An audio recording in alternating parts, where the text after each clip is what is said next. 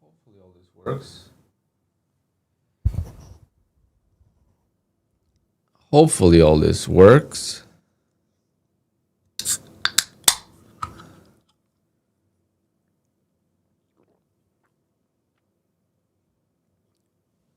Had a good start. Terrible start, actually.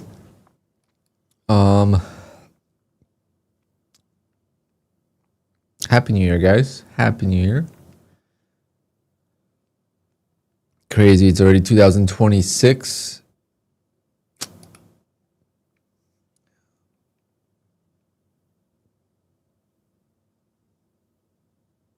I guess the break didn't do much for me. I did take a break. I didn't stream for a while, but I didn't take a break long enough. I took a break last week. I didn't take a break the Christmas week. Passed a few evals.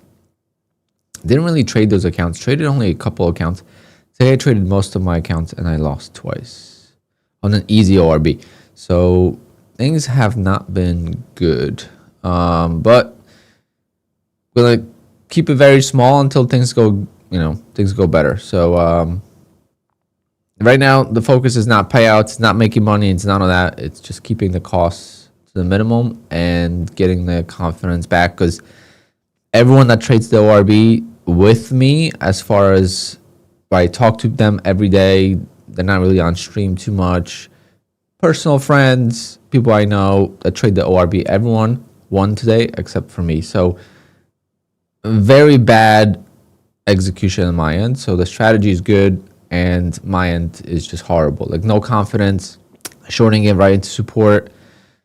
And then not only do I do that, I go in it at the very top for recovery. It's like, luckily I only did 2 contracts today, so I lost 1,600, so it's not the worst, but we'll see if we can recover. If we get a nice 2-legged pullback, we could recover that, so we'll see. At least half of it. But if it's choppy, then I'm not gonna force trades. I'm not gonna get into that mode. 2-legged pullbacks work really well. Just need a big sell-off for that to happen. So we're gonna hang out here and see what happens.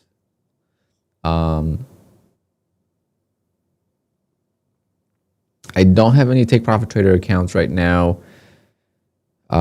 Fortunately, took a big loss today on the Take Profit eval. So did a lot of damage there. Was pretty much 1 day away from passing. So that kind of stings. I do have pretty much a past trade day eval. So hopefully I can get that funded, and I'm still just 1 day away from Phidias payout. So hopefully I could get that at least to cover some of these expenses to start the year. Even though in the year I don't really have any expenses because all these accounts are from previous year. So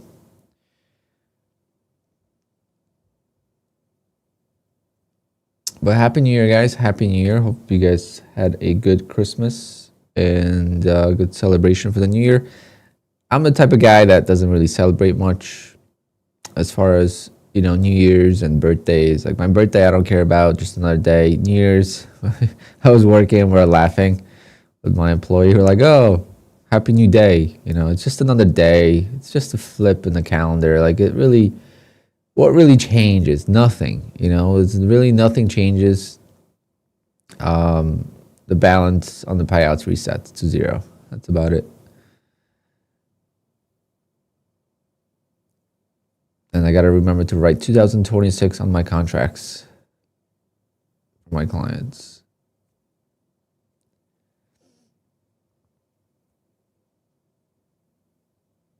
The first couple months, it's easy to forget. Maybe not a couple months, but at least a couple weeks.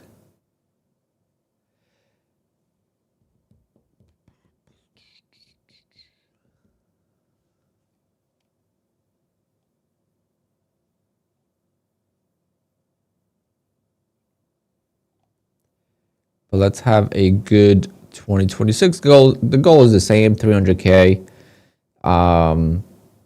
Obviously the goal is 300K net, but it's very hard with these prop firms nowadays. I did my math for last year, and it's so much more difficult to get payouts. You have to make double the money to make the same as you would have in 2023 or 2024.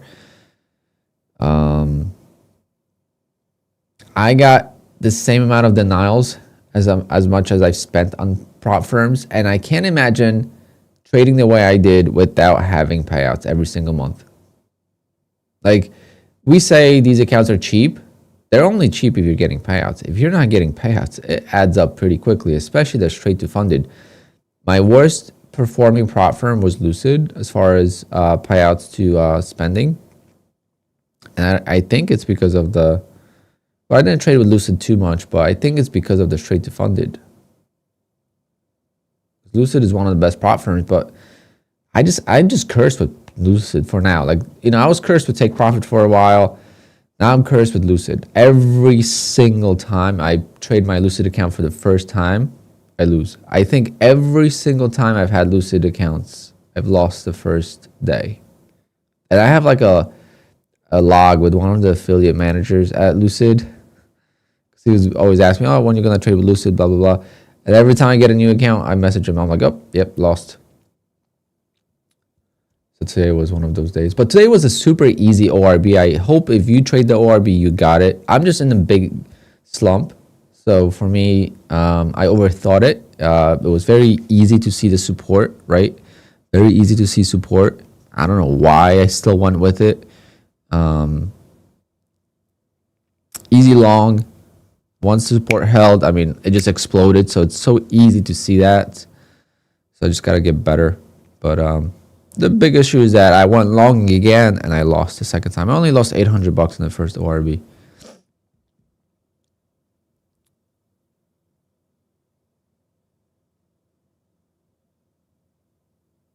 I have one straight to funded from Lucid, yes.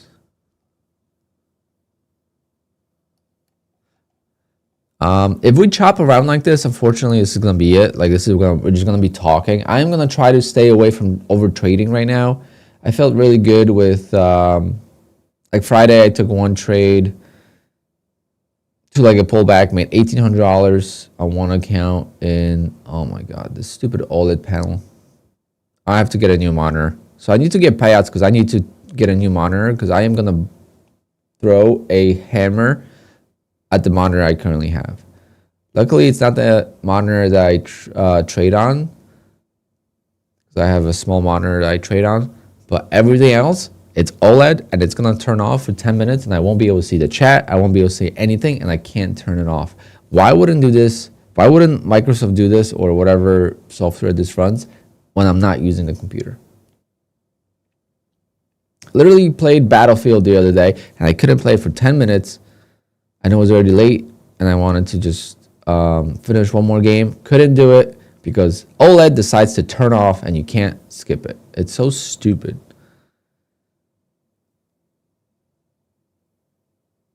Anyone that tells you get an OLED screen, do not get OLED screen for trading. Yep, it's off. So no chat for 10 minutes, guys. What time is it? Okay, it's 9:56. No chat for at least 10 minutes, so 10:05. All right, so I'm just going to try to talk to the charts. All right, what I'm looking for is a sell-off below the opening range lows. And see if we could get a two-legged pullback.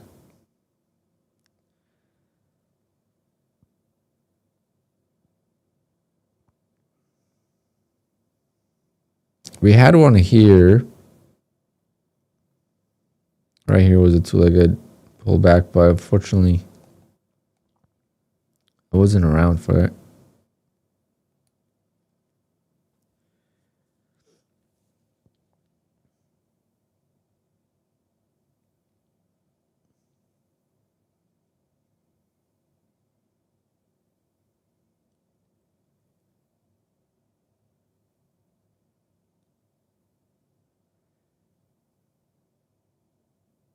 And we're gonna give away some Lucid evals today, maybe 1 or 2. I don't know how many I have to give away, but that's gonna be the giveaway for today.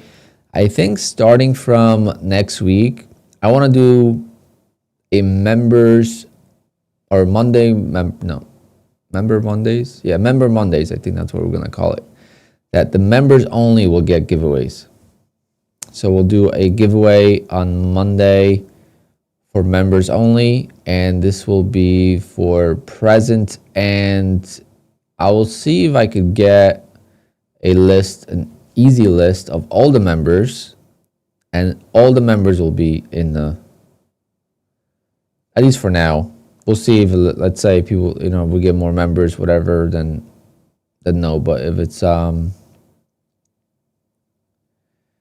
if the members stay where they are now, then I think we'll do everyone, and then I'll just get in contact with you. But I think that would be a cool thing to do. Member Mondays.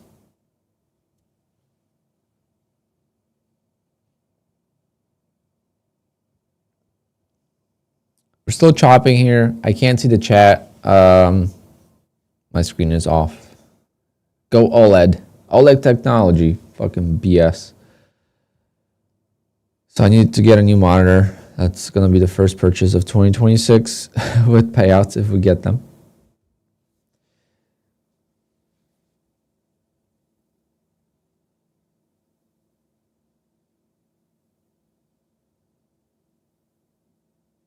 The fact that the OLED does not do it overnight is insane.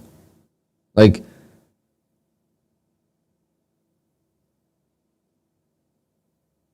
why is it doing it right now? Why didn't it do it yesterday? I played the video game at 2 o'clock in the morning. I don't know, it was like around, I guess we had some news today, huh? I played Battlefield, and it was like 1 o'clock or 2 o'clock. One of those holiday days. And it turned off then, so why doesn't it turn off at that time now? It has to do at 10 o'clock. And you can't skip it. That's the craziest part. You cannot skip it. Like, if you had a very important job right now to do and you needed your monitor, you would not be able to use it. That's how bad it is. Maybe it's just this MSI screen that I have. I don't know if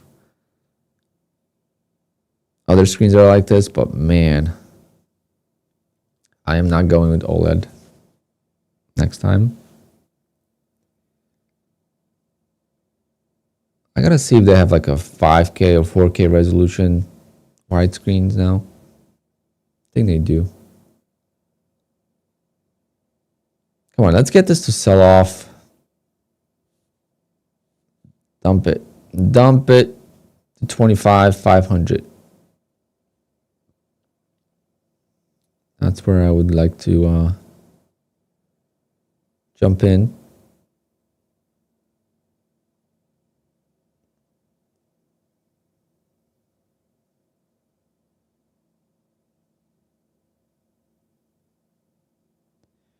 The ATR is pretty high. This is almost 100-point range. Not quite.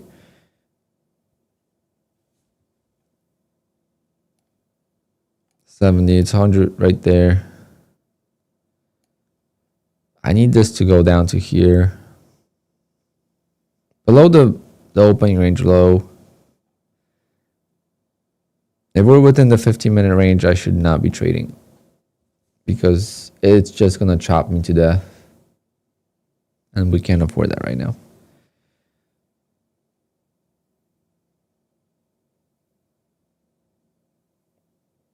If I missed the long, I missed the long.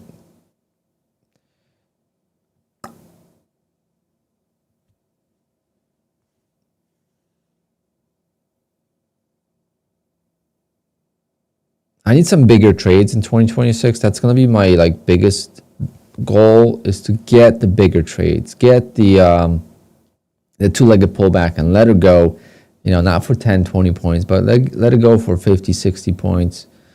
And get those few bigger trades that really make the accounts, right? The meat on the bones of the accounts is made from a two-legged pullback.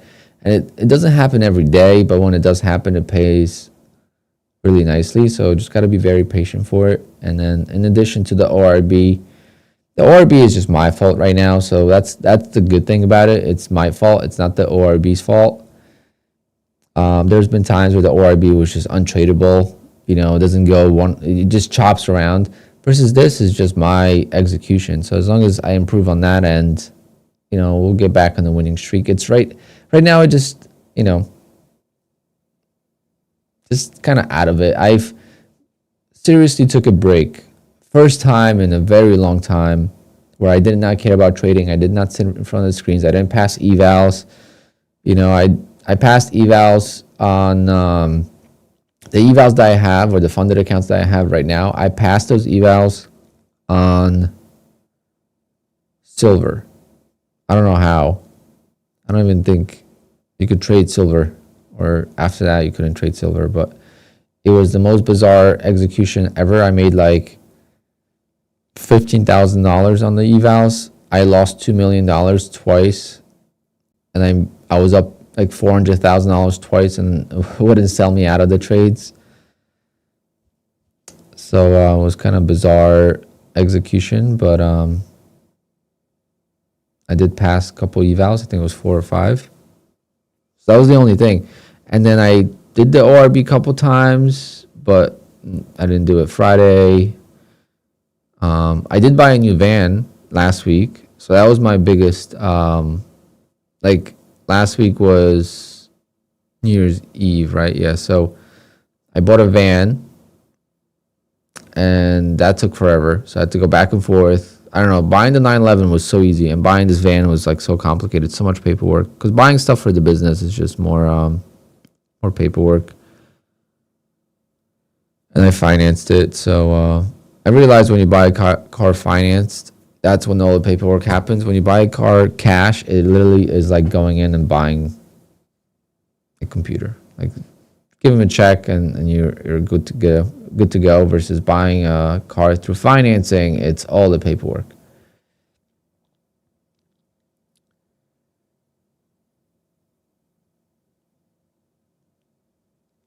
So yeah, so that kind of put me out of sync. You know, I wasn't around the computer too much. Wasn't home much. So like, I literally took a break. So like, this is kind of me getting back into things. So it's gonna be slow. I'm gonna keep the costs down as much as possible. Really need to get to take profit. I just might reset Take Profit Trader, because as an affiliate, right, with Take Profit Trader, you get some free evals, but they expire, unfortunately. And I was very close to passing a couple more evals, and they expired, and you can't renew them. And this goes the same. The evals I give away on Take Profit Trader are the same evals I get as an affiliate, and I can use them personally. But the 50Ks I give away, the 150Ks I keep. And I don't get them every month, the 150Ks. So when I get them, sometimes I don't need them. And I take my time passing them, and they expire. And when they expire, they expire. So it's like you can't continue trading with it. So unfortunately, I lost some like that. So I am so close to just resetting like 2-3 accounts with Take Profit Trader, taking a huge chunk, you know, in expenses early on. But I think it would be the fastest way to get back to payouts and back to confidence building. Okay, let's see. Has it been 10 minutes? Okay, it's been 10 minutes. Let's see if I could turn on the screen. So if you're just turning in, I can't see the chat because my stupid OLED screen decided to go into OLED protect mode.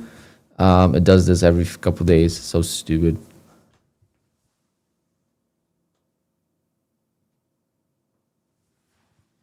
And if it doesn't work after 10 minutes,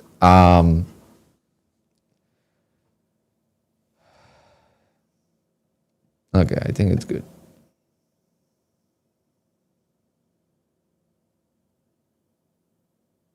Mike is cooked.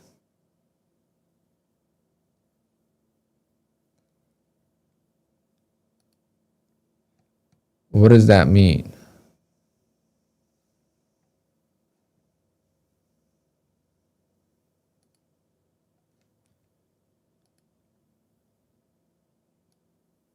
Is it too loud?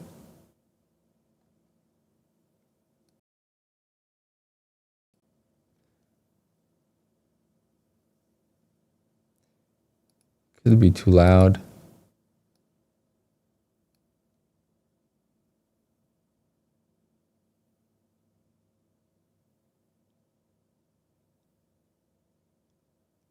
What happens to my monitor? It turns off, it goes into OLED protect mode. So basically, like, it does some cleaning of the pixels or something. I don't know. I think all the OLED screens do this, but some of them you have a option to like delay it, almost like Windows updates. Sounds a little muffled. It could be too loud. Sorry, guys. It's been yeah, it's in red line. I don't know why. Are my settings not turned on? Oh, they are.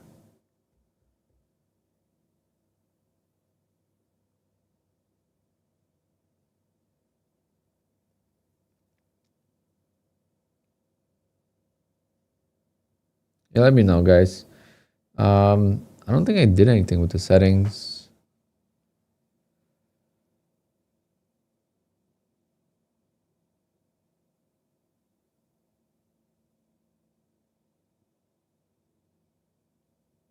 Yeah, it doesn't look like we're gonna get a trade today. We're gonna hang out for a little bit, more, but I'm looking for a sell-off into two-legged pullbacks. That's that's gonna be my my trade.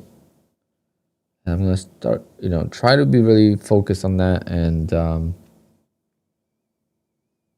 sometimes it comes later in the day. It's a lot different when you're watching the chart versus when you just peek at the chart. Like Friday,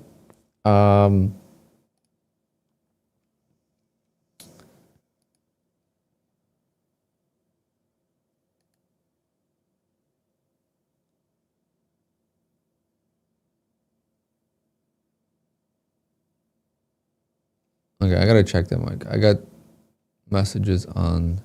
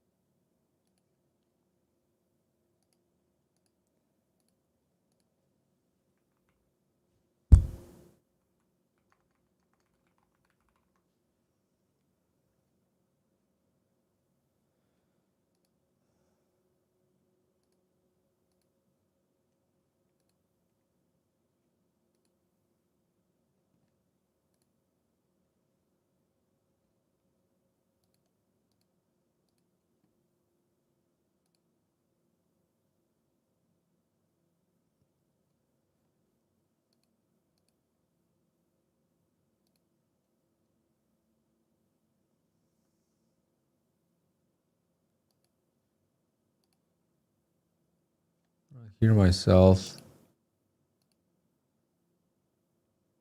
Affiliate, right? With Take Profit Trader, you get some free evals, but they expire, unfortunately. And I was very close to passing. You get some free evals, but they expire, unfortunately. And I was very close to passing. You get some free evals, but they expire, unfortunately. And I was very close to passing. You get some free evals. All right, let me do a test now.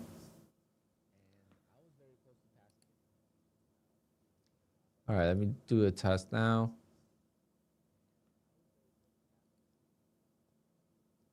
All right, let me do a test now. Yeah, I think that sounds better, but still very. I'm gonna lower it even more. I don't know. That did sound really bad. So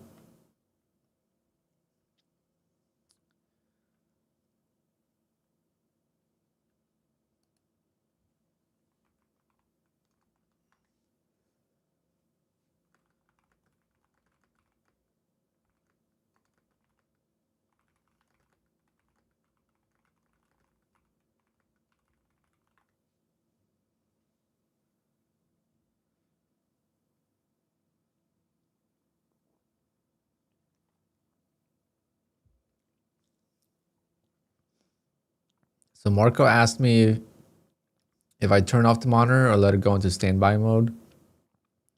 So I do let it go into standby mode. I don't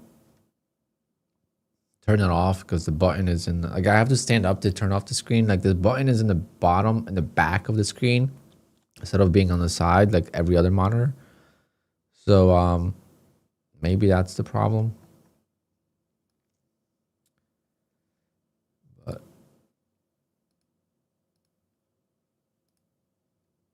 even my lighting is not proper. I don't know why, but it's just not. I think because this light is off, maybe. But we'll get it dialed in. I literally took, you know, took time off. I didn't do anything.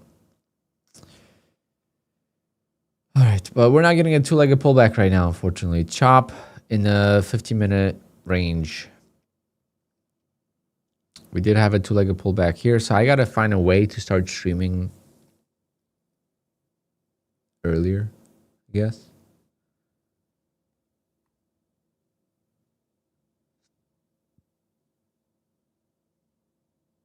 I need to be here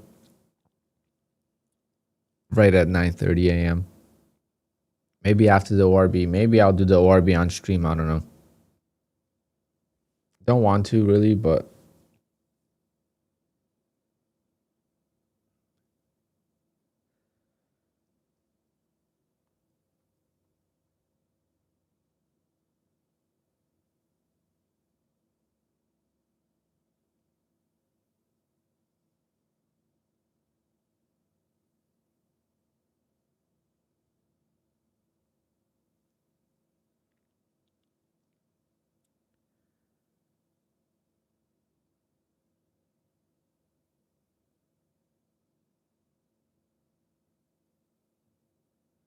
chop.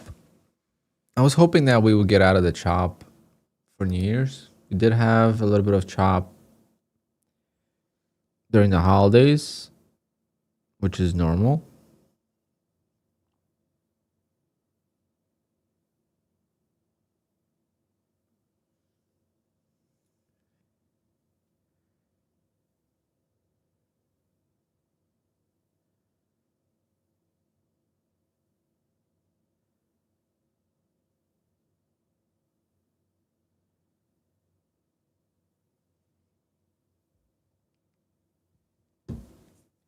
Probably at like 10:45 we'll do the giveaway, but make sure we hit the like button. What a boring day.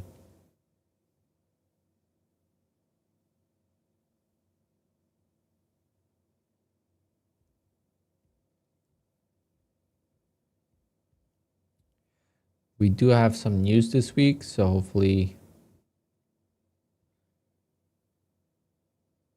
it gets better.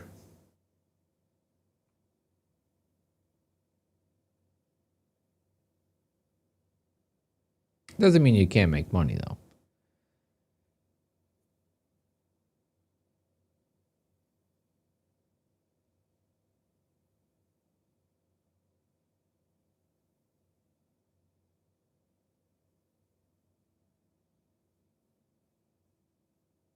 So how'd you guys finish on the year?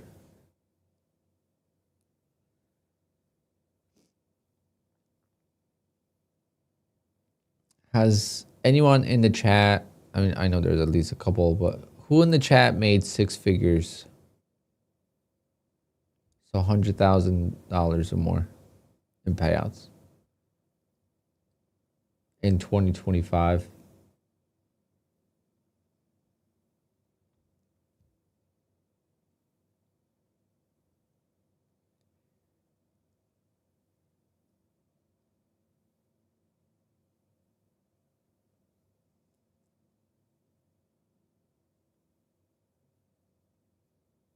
There we go. Di Lorenzo 250K.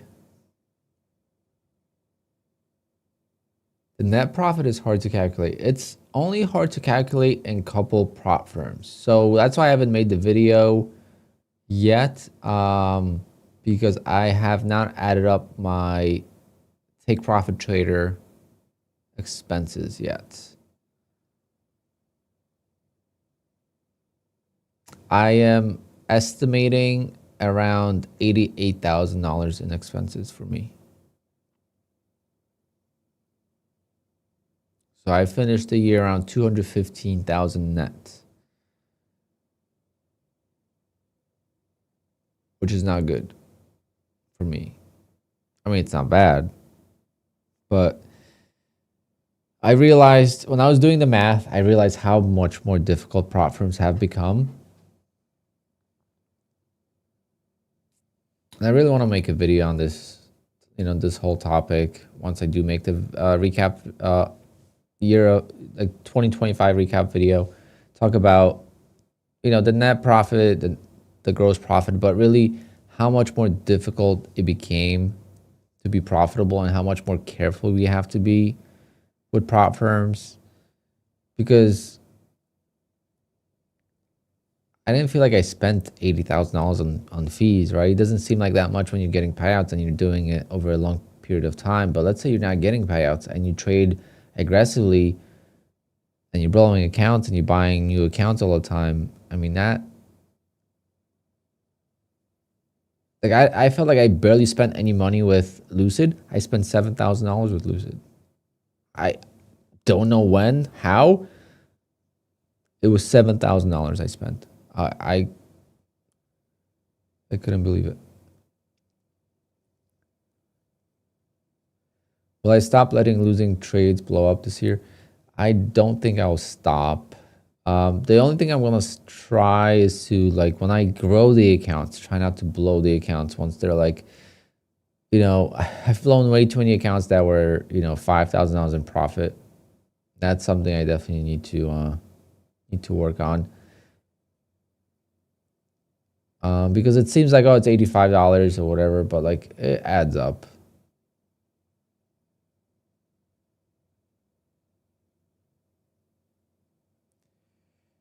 It adds up quite a lot.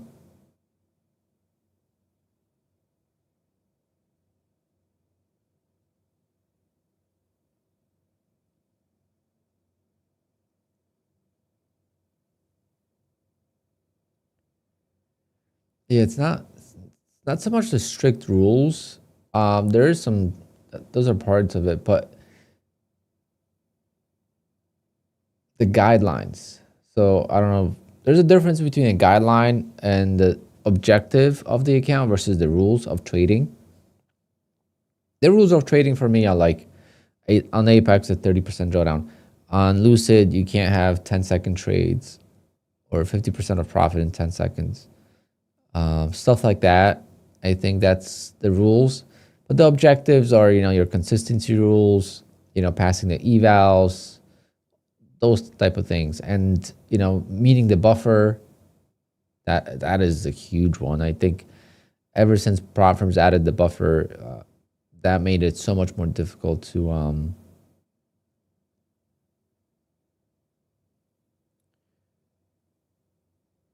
get bigger payouts for me, just because I'm not that consistent and I grow very slow and I run out of patience. I think that's been my biggest issue right now is when I switched over to 150K accounts, growing them to 7,000 takes forever.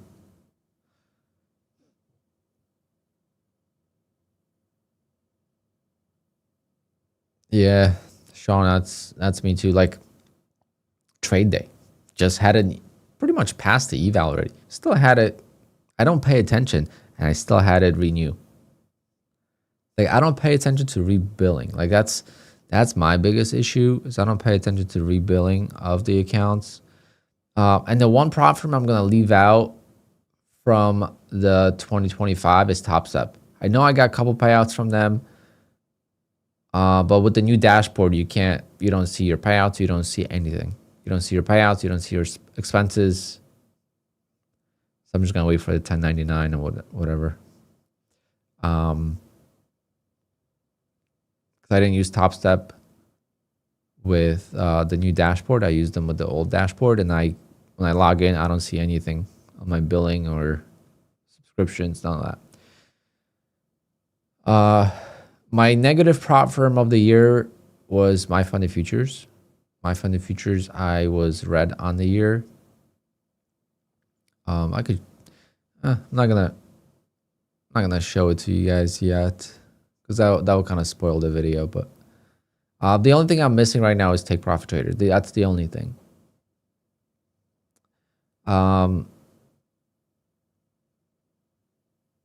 could tell you that I made I think it was 39,000. Pretty much $40,000 in bull knocks, and I spent $7,000 on bull knocks. I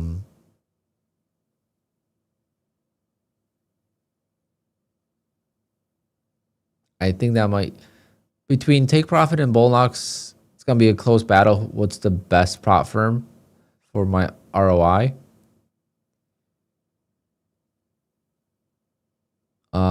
Apex, I spent a lot. On Apex, I spent a lot. Almost 30%. Actually, oh yeah, almost, not quite, but almost 30%. Which is probably the highest, besides obviously Lucid. But Lucid, I didn't really trade that much. But the fact that I spent $7,000 on Lucid is so bizarre for me because I feel like I barely traded with them.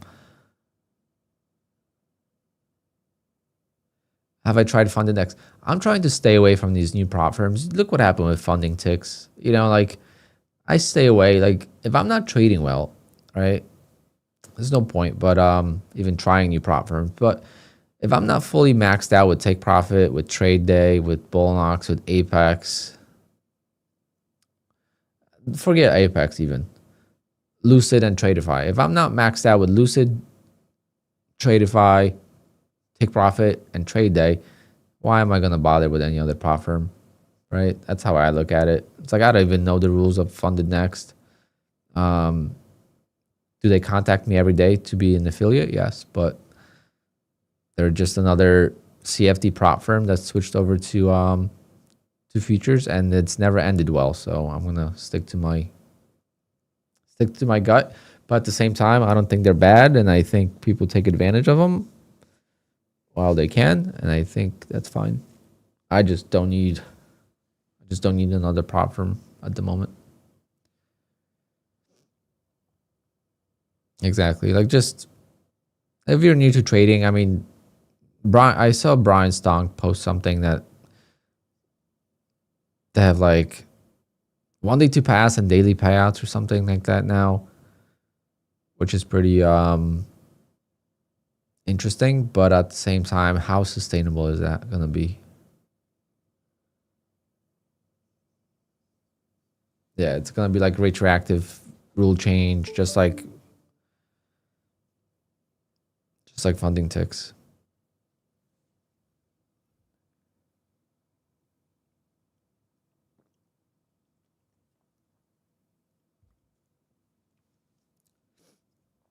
So I got hooked on this now. It's like apple cider.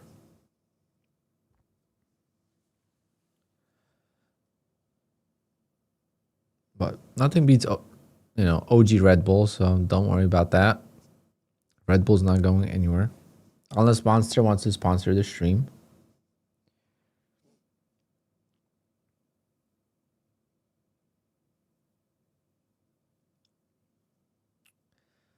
Very choppy to start the year. Very choppy.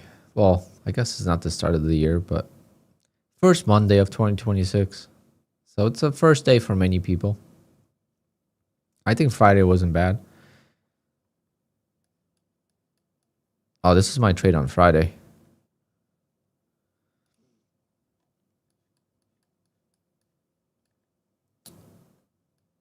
Beautiful trade right here on this account. So that's what I need. These are the type of trades, and I still sold it too soon. But these are the trades I need. I need this trade 5-6 times a month. And that would make the accounts. Like literally could, if I just stay patient, that's the hardest part of this about this game, especially when you stream, because you want to trade and make trades. But If I just stayed patient for these trades,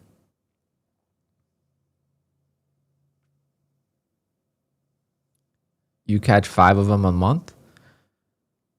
And but the thing is, it can't be 100% win rate, so that's the only hard part.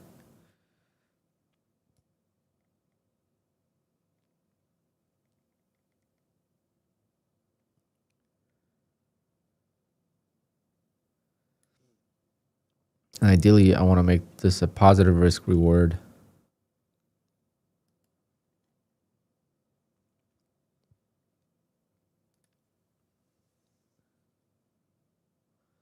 Officially eval banned from Apex after taking 60k in payouts in 3 months. See, like why? Why is Apex doing that? 60k is not even. What is that? What's your total? Like the biggest thing is with prop firms, there's no prop firms you can rely on long term. Right now, as we speak, January 5th, not 1st, 2026. There's no prop firm you could rely on long term except for Take Profit Trader. Take Profit Trader is the only prop firm you could rely on long term. It's the only prop firm. There's no other prop firm you could rely on long term.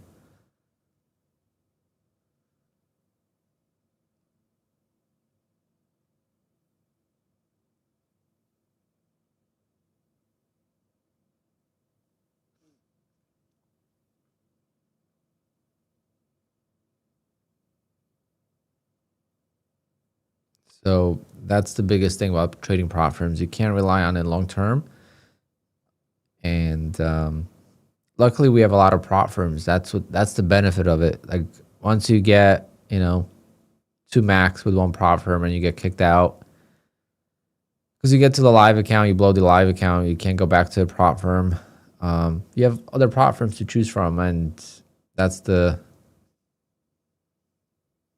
safety net. Right? That's the safety net in the space, is having so many different prop firms that you could always go back to another one.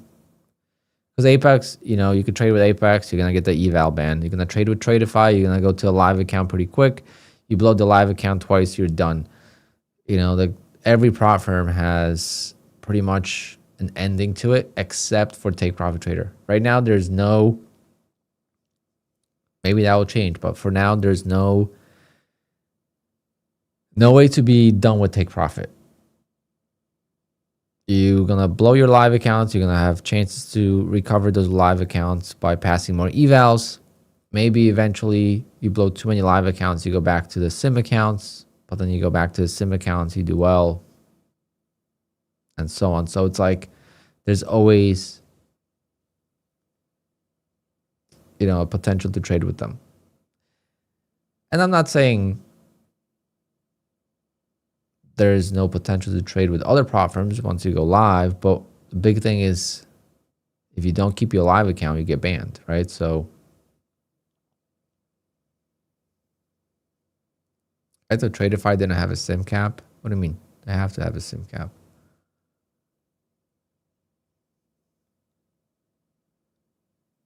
And Top Step, can you blow multiple Top Step live accounts?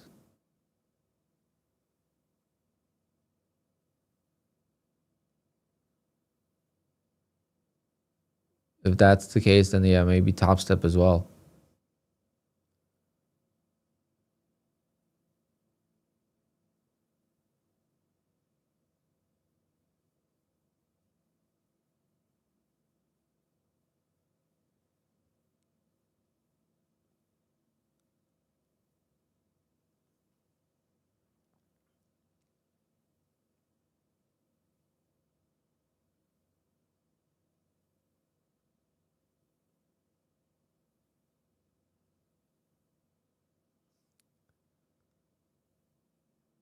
I gotta try to figure out Trade Syncer with Top Step X.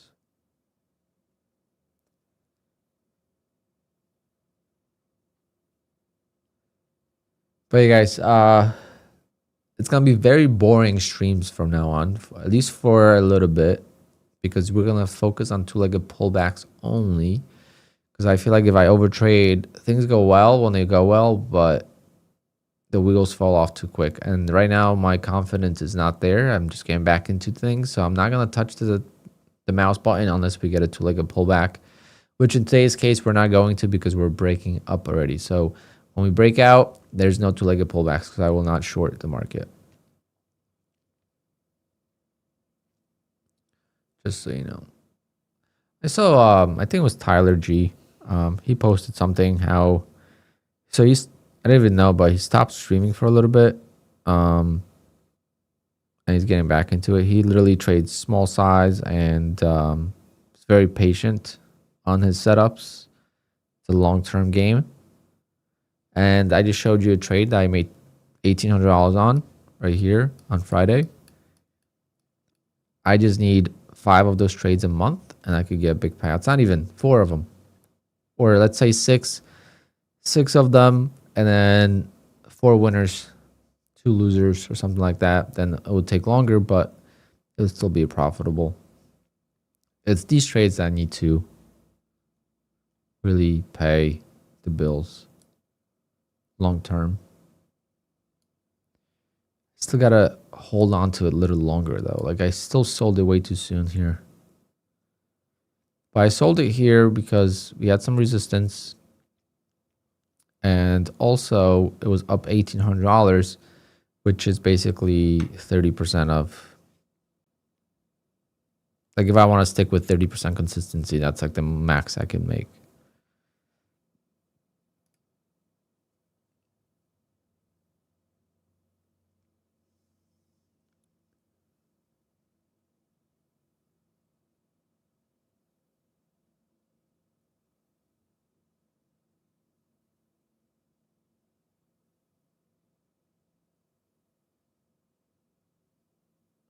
Of those 304K accounts, do you keep track of how much you spent? I don't keep track. I just added it all up. So now I know how much I spent, yes. The only thing I don't know, I guesstimated, is my take profit trader expenses. I think I exaggerated the expenses as well, but I don't know if I should make a video and just talk about it that way, or should I actually calculate? So take profit trader is really, really difficult. So I got to figure out a way to keep track this year of my expenses on take profit. I spoke to a couple people. Simplest way is to just have a credit card that you use specifically for take profit trader, and you know exactly how much you spend, which is something I might do. I have a couple credit cards I don't use at all. I've had them since I was like 18. So I might use one of those credit cards for Take Profit Trader for 2026 because it's almost impossible to go back and calculate your expenses fast. Because when you're an affiliate, everything gets put in, and you have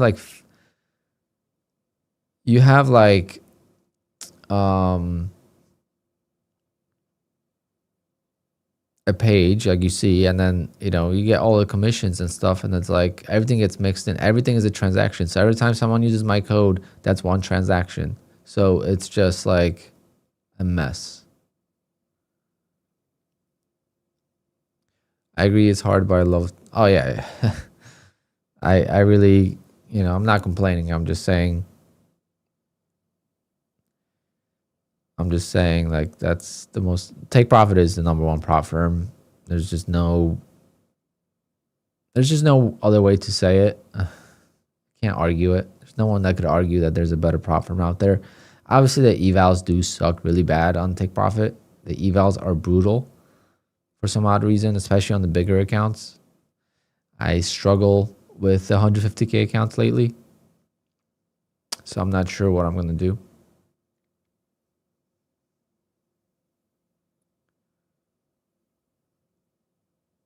No limit on transitions. Right now, from what I've actually heard, what happens is you get 2 chances.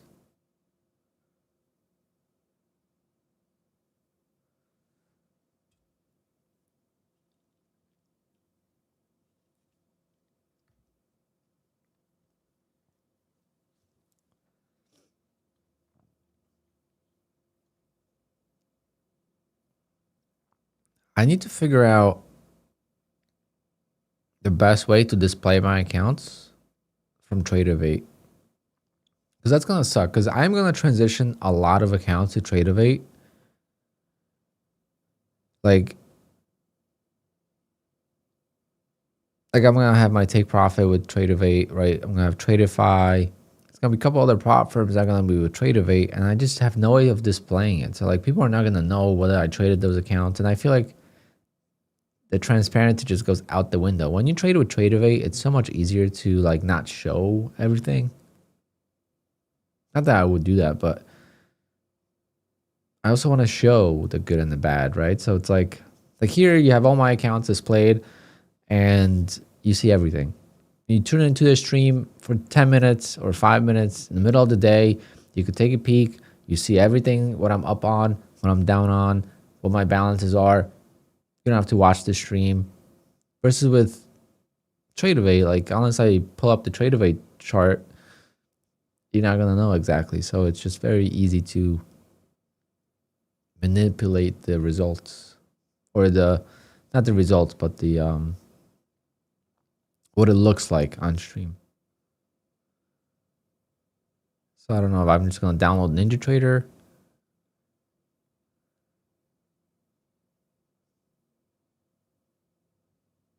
So I got to figure that out.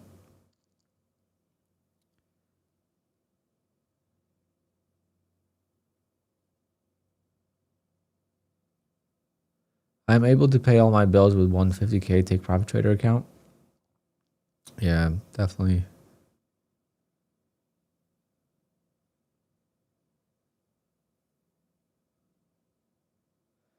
Scott, no, because I do on stream, so I would just tell them to go. They know the affiliates. It's not like 2024 where they didn't know the affiliates. They know the affiliates now. Like Apex owners know who I am, right? So it's like it's a little bit different now.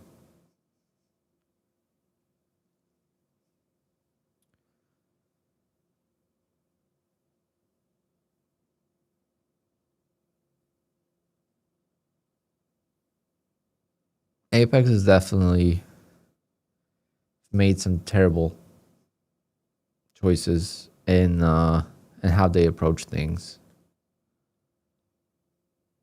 No doubt about it.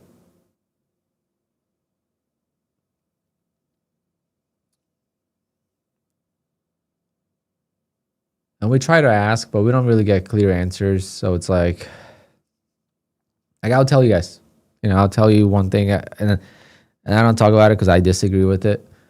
But someone that I'm in contact with at Apex, I asked them about the eval bans. They said everyone that gets an eval ban, there's a reason for it. It's either hedging, it's either being really aggressive with blowing up accounts. And I'm like no, I know people that are not like that. Or at least what they told me. And I know the people personally. Like I just don't believe that. So I don't even argue. I'm just like, whatever. If you say so.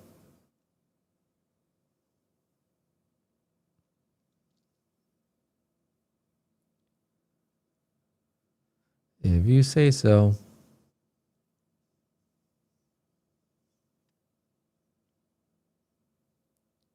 That's why I only recommend Apex if you're going to trade with 20 accounts and you're going to take advantage of that. The good thing about Apex eval bans is that you get banned from buying more evals. But if you have evals recurring, if you have funded accounts, you could still trade with them, right? So you could still maximize whatever you got left.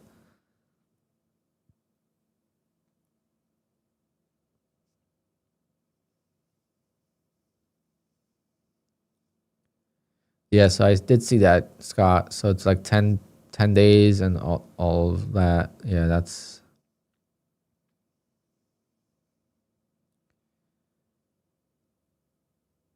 It doesn't really make sense because trading is not really like a fluid thing. You could change your strategies. You could do so many different things. And it's like they know trading is really difficult. So like, why are they trying to get people to explain their strategies? Like if I was that good at trading, would I be trading with Apex or would I be trading my personal capital?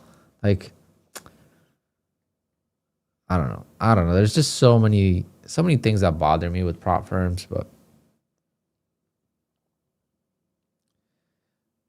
with all the lawsuits and stuff, you just we are limited to what we could say safely, you know. So like, I stay out of the drama.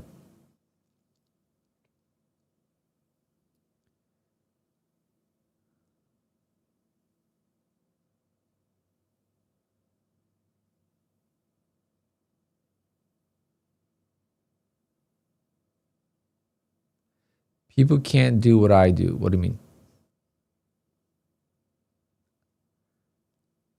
The only advantage I have maybe is I might not get the eval ban. That's the only advantage. I can't break any rules. I get denied.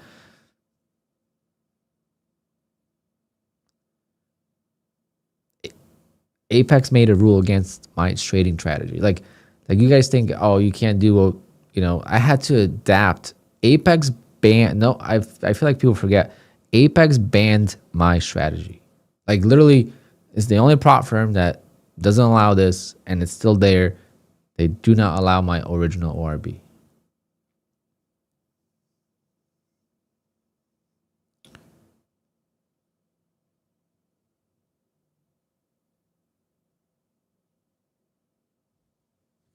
Like,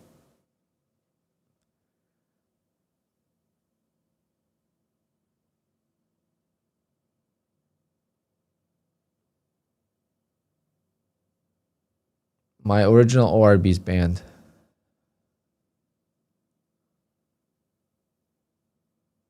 It's still banned to this day. It was unbanned and then got rebanned.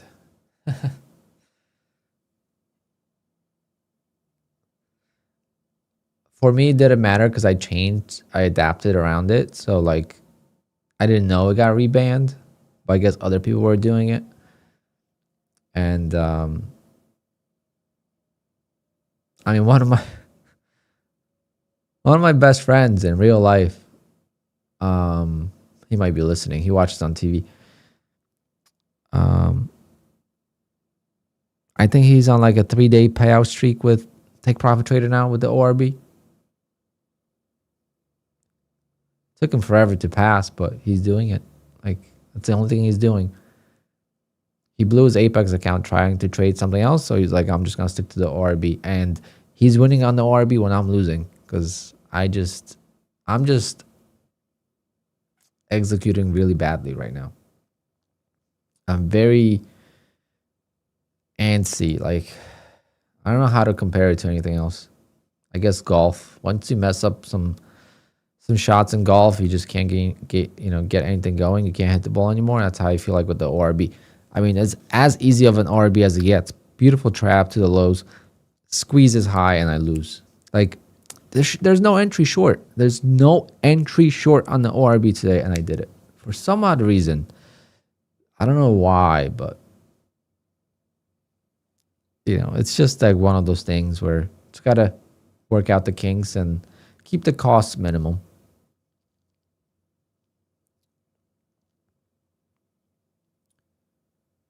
What's my ORB? I don't have any videos on this computer. Let me see if I do. I don't know.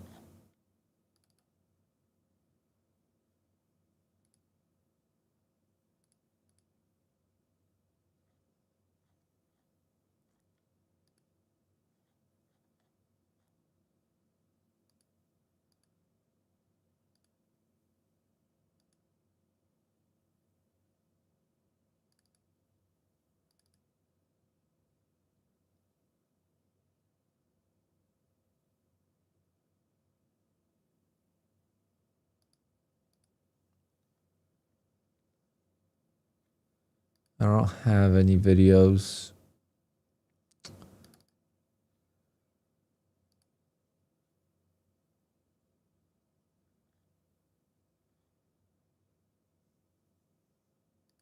They're on my other computer.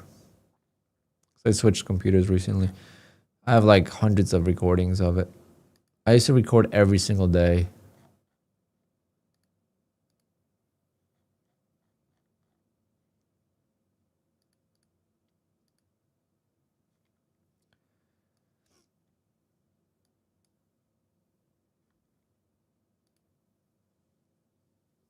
I still do. It's different now, but I still do the same strategy, just execute it differently, and the entry is differently. I mean, you enter differently. Like I used to enter. This is why I started using QUANTOWER in the first place. I used to enter before the open, right? So let's say you go here. Well, let's just go to today's ORB. Oh man, this really hurts. Why the fuck would I enter right there? I don't know.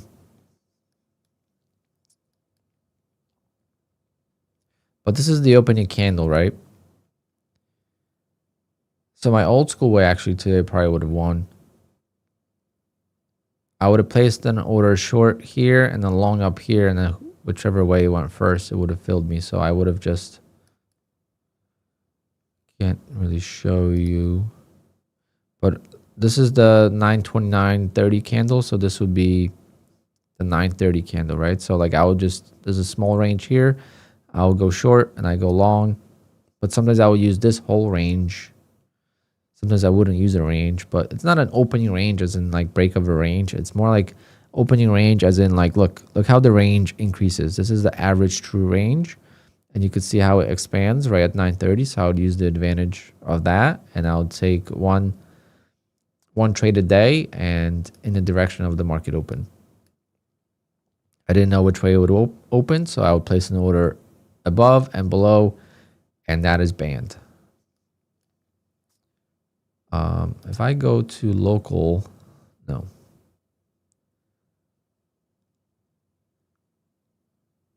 I think it's scheduled. I want to actually show you.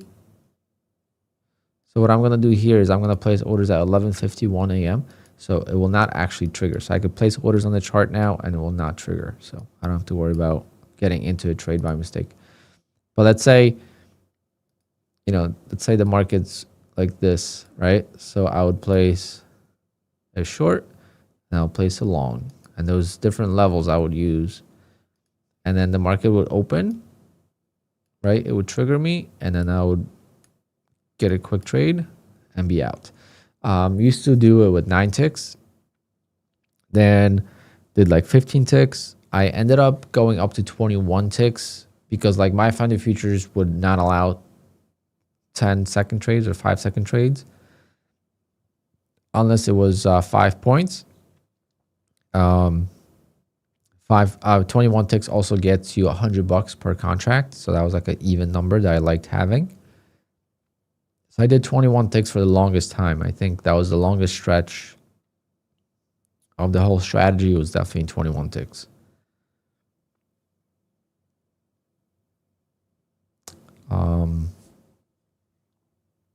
And that's not allowed anymore. Okay, that got banned.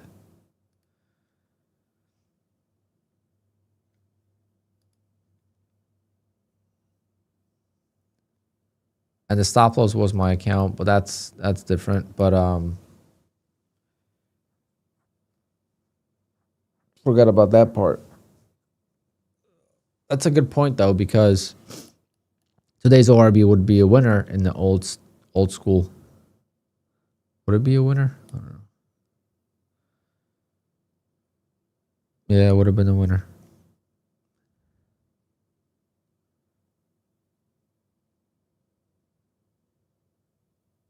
So today I would have won because it came back, right? So like I would have been short, would have probably added, covered some, and eventually it came down. So I would have actually won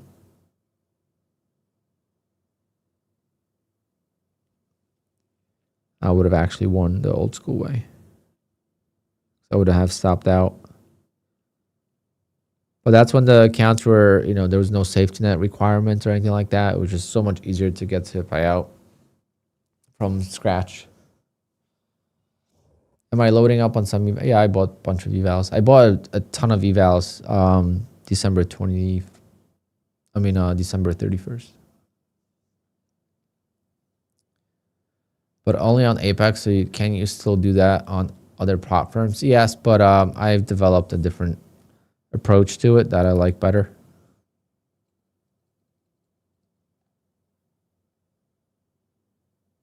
The strategy itself didn't work for a little bit. And I still prefer doing it the way I do it now. Now I wait. But like today is not the strategy. Today is just my execution. There was no reason to go short. There's so much support down here, especially when you look on the 30-second chart. That's what I execute on. Like when it goes up here, there's so much support. The only thing I was thinking that it might break this and then come back. So like if I go short, you know, my target would have been right here. So like all I had to do was just get down to here and I would have been good. So, but still such a bad entry. As soon as I entered, I knew right away. That's the craziest thing. Is like, if I could just find, but then I don't want to get into the way because sometimes I know right away and I'm still wrong. But I wish once I entered, I could close the trade because I knew as soon as I entered, this is not going to work. And I still would have lost like maybe half, you know, like maybe 3/4, but I wouldn't have lost full.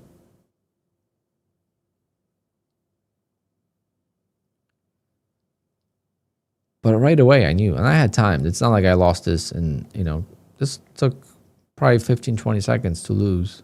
So I had some time to get out of it, but just refused to.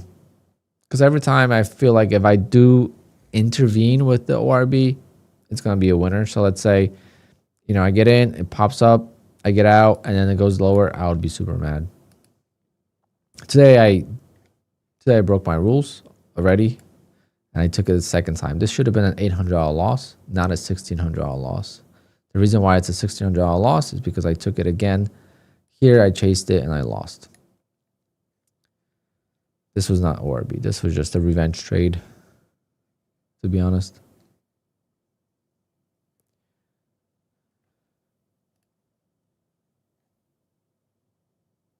And of course, we've been chopping ever since. So that's gonna be the hardest part. Is like the choppy days are the days I will not even trade, and I don't know how we're gonna get through streams without trades, but it's gonna be a lot less trades for the first quarter of the year. Because I love scalping and I do really well when I scalp, but when it doesn't work, it's just brutal. So I'd rather work on discipline and try to start off the year properly.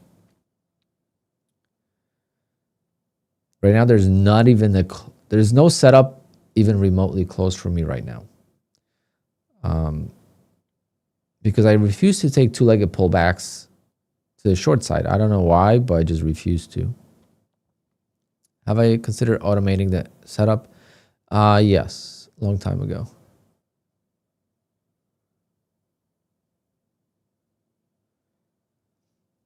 Guarani, yes, you have to keep paying the eval fees.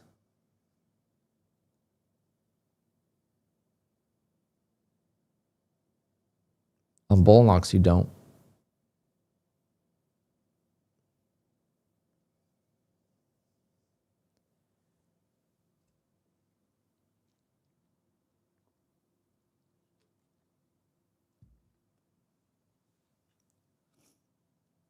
All right, it's 11 o'clock. We could run the first giveaway of 2026. This is still like, you know, my Christmas giveaway stuff. We're going to give away. Let's see what we got. Because I didn't check. I did see an email from Lucid that they added some coupons to my...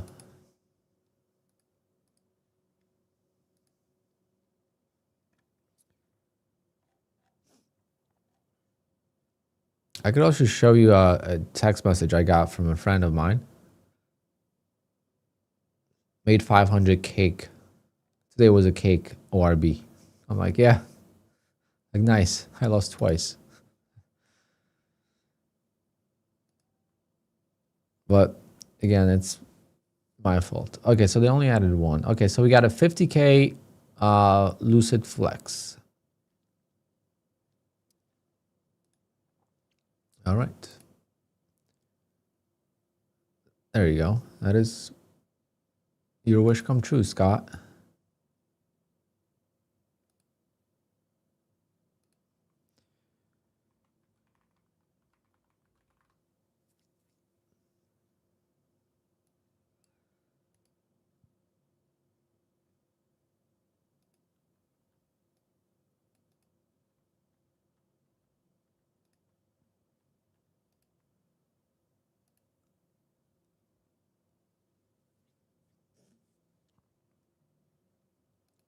My sleep schedule is also really bad now.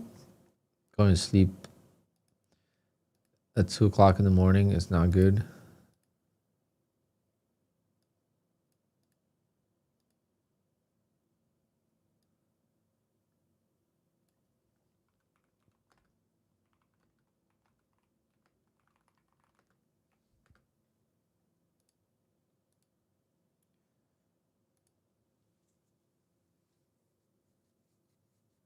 Oh, the day's not going good.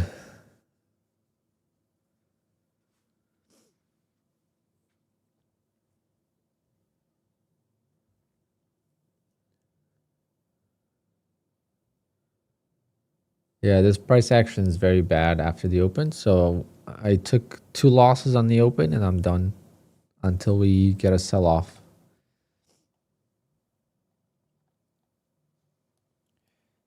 If we could get a sell off, that would be great. But it's not ideal now.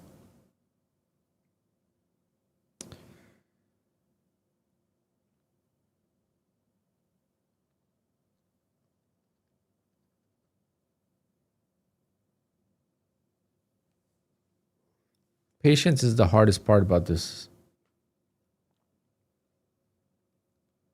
game.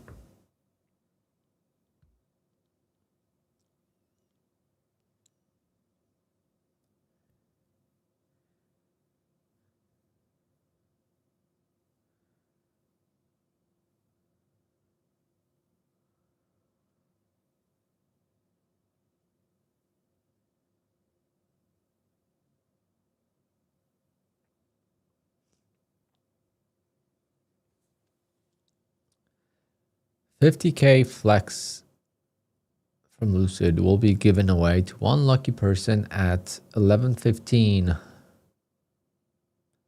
Make sure you guys hit the like button though. Definitely helps.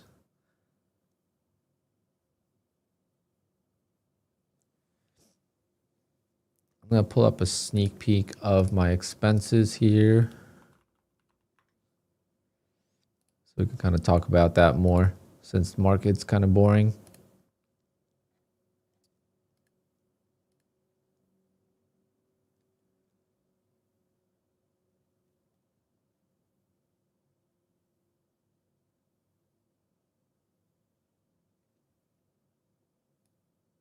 Yeah, fuck it.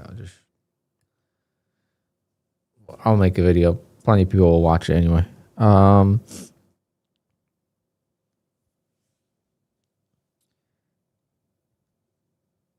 That's the breakdown. The only thing is not accurate is the expenses on Take Profit Trader. I kind of just estimated.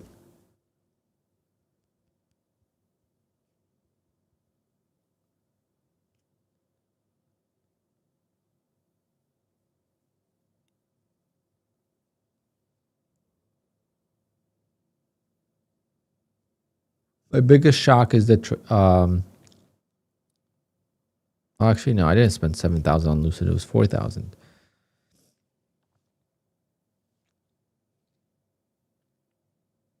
But yeah, Lucid was probably my biggest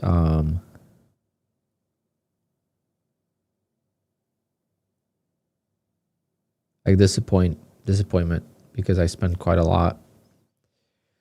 Still almost doubled my money, but just that's terrible. I think Bullnox has always been Bullnox is definitely my all-time highest ROI.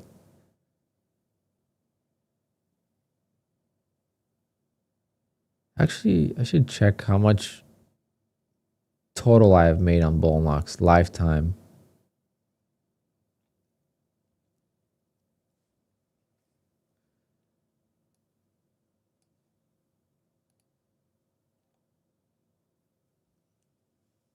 But look at this.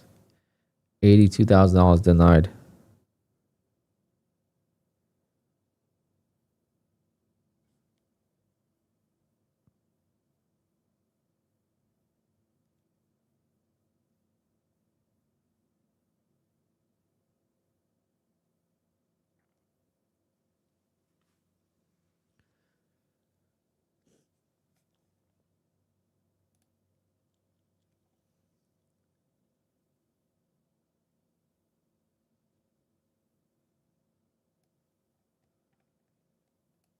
But yeah, the denied payouts are pretty much the same as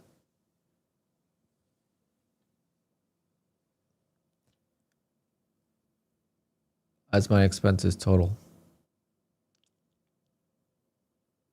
So if I didn't get denied, right? So if I didn't get denied, so going back to 2024, there was no denials. If I didn't get denied, I would have made more money last year in 2025 than I did in 2024. And trading has been a lot more difficult with all the rules, and I still would have made more than I made in 2024, if just not the denials. You know, forget the denials, because I got denied for breaking the 30% drawdown rule, but there's other rules like safety nets that make trading a lot more difficult nowadays. In 2024, all you had to make is $2,600 on a 50K account to take out $2,000. That was what I would do to go back to that right now. Oh my God, I would have made $1 million.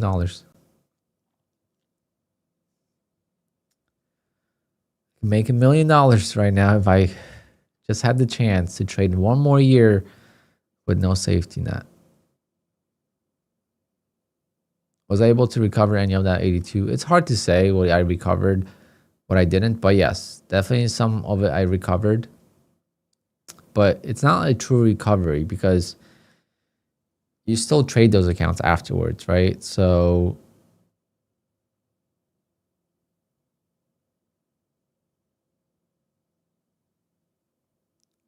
but let's not forget September. Okay, September was the month where I lost. I don't know on top of my head exactly, but around $50,000 worth of guaranteed money. All right. I had 2 Apex accounts at max payouts, you know, and instead of taking the payouts, this was like $15,000. I decided to trade the accounts and I blew them. I had a bunch of other accounts that I was trying to grow instead of taking the payouts, and I blew them. They weren't at max payouts yet, but you know, 150K accounts, $2,750 per account. September was the dumbest month of the year. It really was. There's a difference when, you know, right now I'm not really spending a lot. I'm not making anything. It's just kind of like nothing is going my way for ever since Christmas week. And that's a lot different than having money, you know, in your accounts and then just doing stupid things and blowing all of it. It's a lot different when you can't make any money versus when you made all your money and then you blow it. It's two different, stupid levels. Right now, it's like I just don't know what to do, so I'm just gonna be patient and let things come to me. Versus in September, I had the money. I could have taken the money, but I wanted to grow the accounts, and of course, things didn't go well, and then everything spiraled out of control, and then so a couple changes on the year, and it could have been a 400K year. That's why I don't want to get caught up in in first week of January and get all pissed off and whatnot. It's a long year. It takes 3-4 months out of the year to make your year, to be honest. Like this year, May, June, July, August made my year.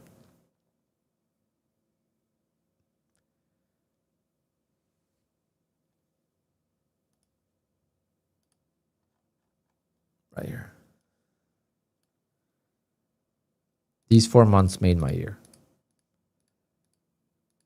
And this is why things really went south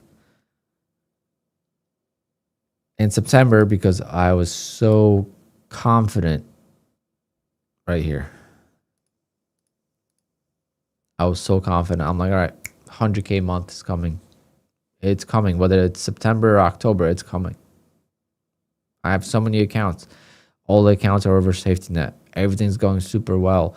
I have accounts that are uncapped on payouts. Just keep doing what I'm doing, and it's going to be 100K a month.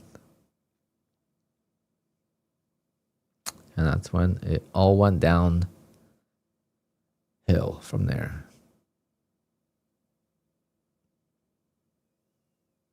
But as you could see, like I didn't, to give you a reference, January, February was $22,000 each. So I made $95,000 until May. March, I didn't make anything. I made like $1,000, but it was actually a red month after fees. And April was like a 16K month or something like that. I forget it. No, it was.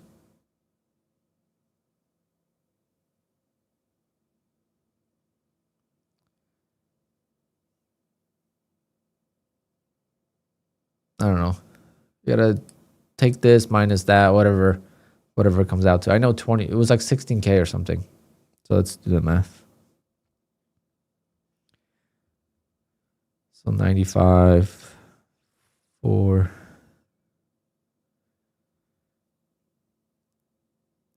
minus 36, 59,690. So minus 44. Yeah, it was like a 16K month in April. And then once I made 36,000, that was like, wow, this is great. I made 56,000, 50,000. So those 4 months made my year. That's all you need, is a quarter out of the year. Not even the quarter. Well, I should say more than a quarter. A third of the month, third of the year.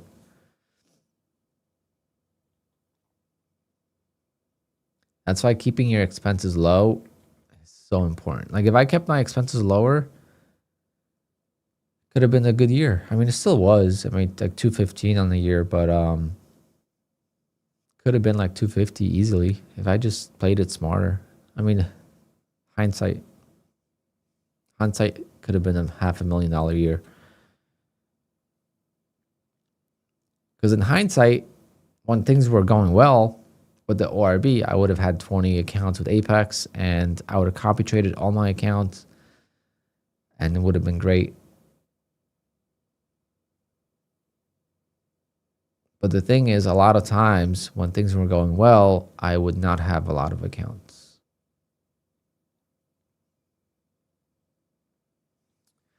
For example, in October, most of this payout is from TAKEPROFITTRADER. Because after September, I just could not. I was in the same spot in September I am in now. I just couldn't get out of the funk. And TAKEPROFITTRADER got me out of the funk with daily payouts. So right now I really need a TAKEPROFITTRADER account. Close to getting one, but they didn't help.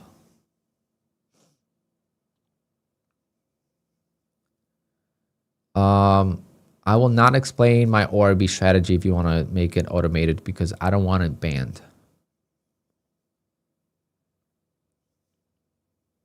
But thanks for asking. Prop firms do not like automation.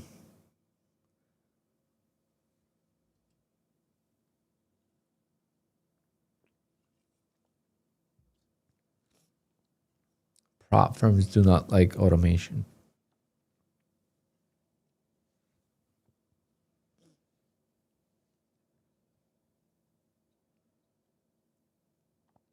But it's not that good of a strategy anyway. So like it's good for me because it works and it's simple and it doesn't keep you in front of the screens a lot. So like I have 2 friends that work, so they can't really trade because they're at work and they have busy jobs.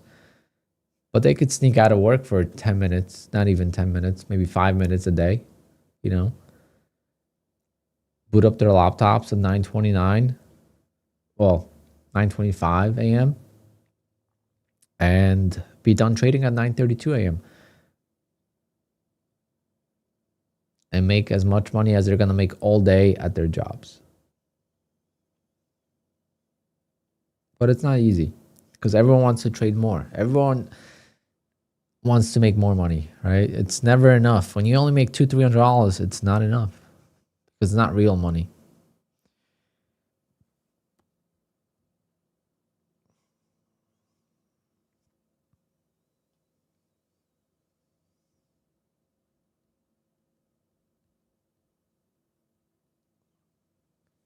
Wow, what a market today, though. What a market today.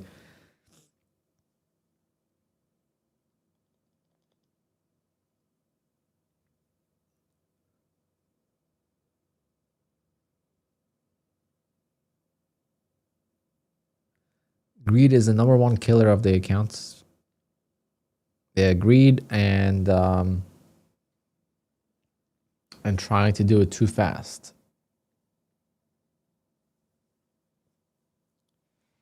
Like if you do the math,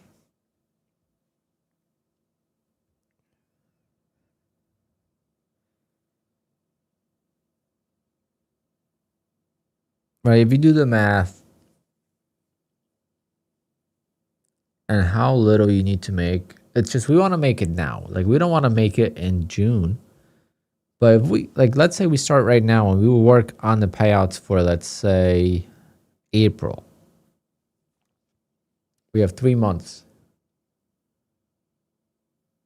3-4 months to work on the accounts. If we just work on it slow, we could get to 100K payout in April, right? But we don't want to do that. We want to, I think it is better to mentally to get 5 20K months than it is to get 100K month. Because once you get 100K a month, it's very toxic in a sense. Like you're not going to be happy with less than 100K now, you know? So it's like,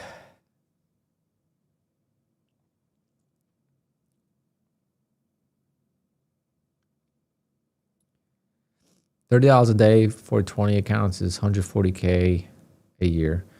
But you can't look at it that way because $30 a day, you're not going to get to the safety net, right? So you would have to get over safety net first. Unfortunately, on Apex, on the 150K accounts,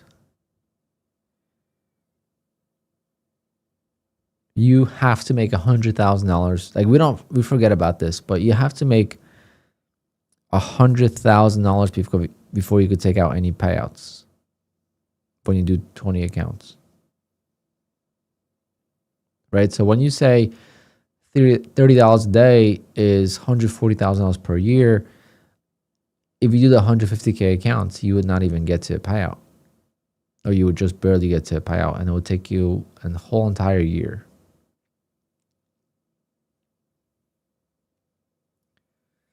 So I guess $30 a day you could do with 25K accounts, but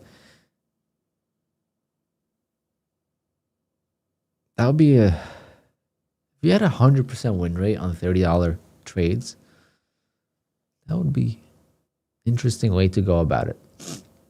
That would be an interesting challenge.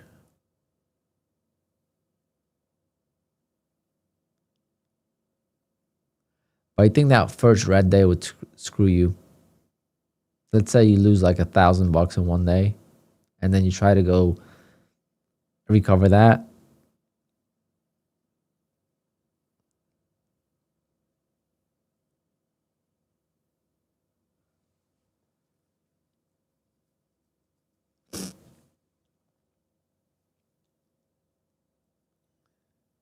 There he is.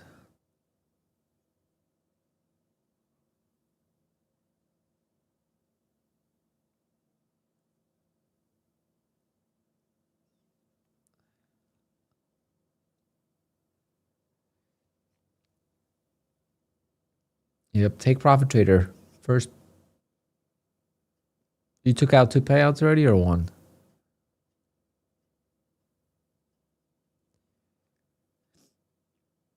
We gotta do this giveaway, guys. So make sure you enter and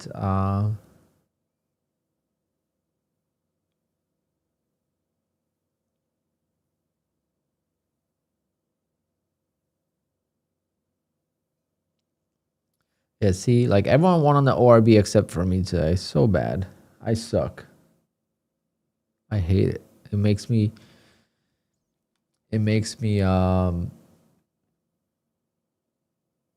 realize how off I am.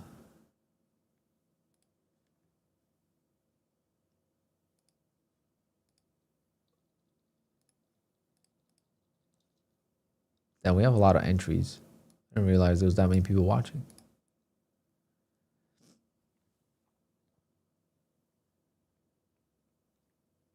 Very boring day for me. Had a huge day in Take Profit Trader Friday, but let's not talk about today. Today is a chop day.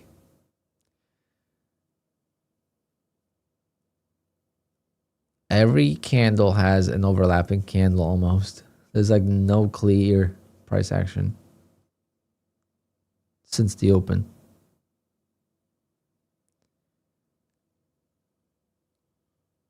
Pre-market was more clear.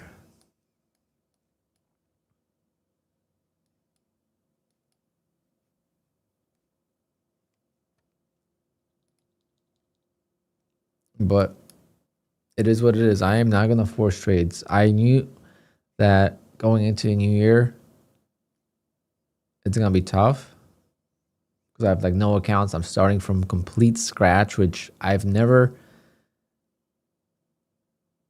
I want to say I've never had to do that since I started trading prop firms. I've never had to start a new year from scratch. I've always went into the new year with some solid accounts and requested some solid payouts to start the year.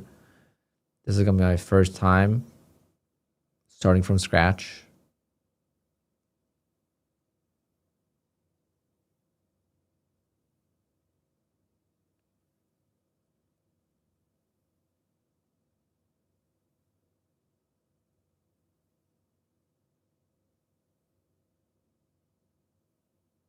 Making videos just takes so much time, Matt. It's such a time consuming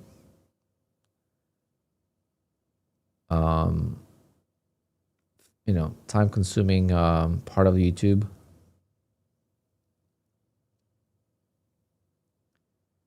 And when you're not trading well, like making videos is just so hard.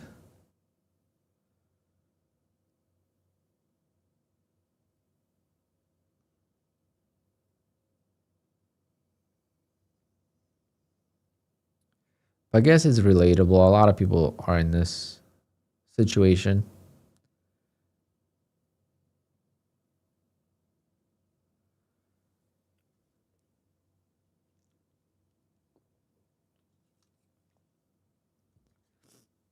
Well, Apex is not going to tell you to F off. They might just tell you that you can't buy more accounts. That's the only thing that they're going to do.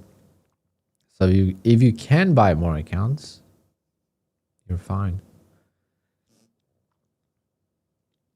Eventually, they might tell you no more accounts, but that's... Ocala got banned from Apex actually this week or last week. Eval banned.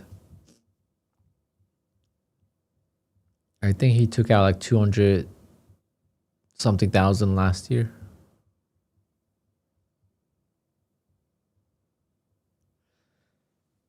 I want to see what my total is from Bullnox actually.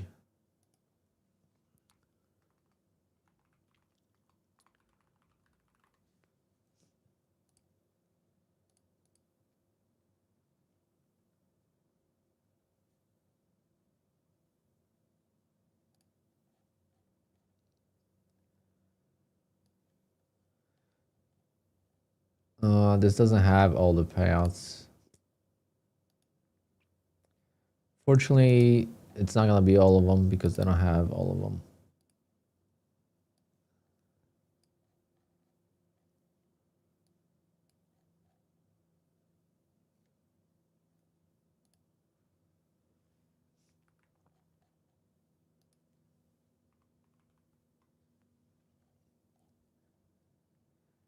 But since February 2024, so in 2 years, I took out 86,000. Not that much.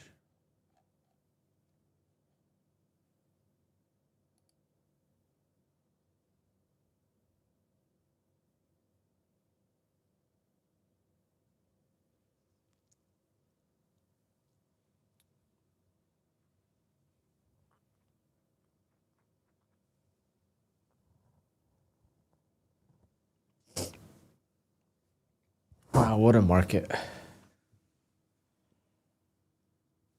What a market. It's always when you need the market to behave and be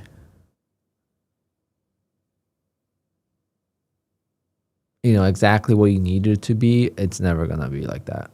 It's always when you don't want it to be like that. And like, this is what kind of caused my downfall is I was doing so well on the two-legged pullbacks, but I was very cautious. I wasn't taking them. I was taking them with one account, or I was selling it really fast. And I was doing really, really well with it. I didn't need it. Accounts were growing. Things were going really well. I didn't take advantage of it.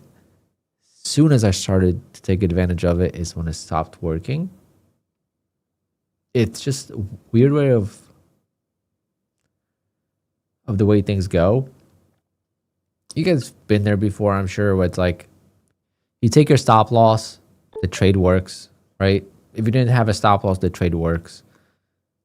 So next time you don't use a stop loss, the account doesn't, the account blows up.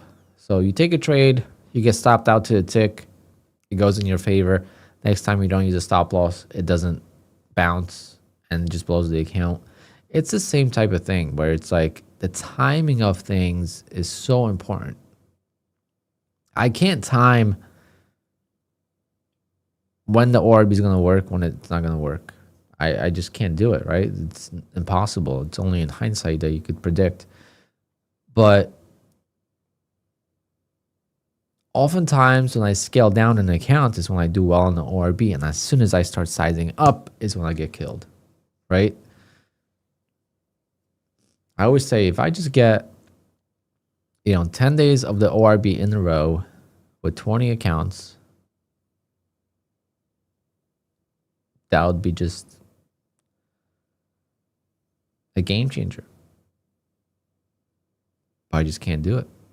I could go on 10-day winning streak, but I'm going to have 5 accounts. As soon as I go to 20 accounts, it's...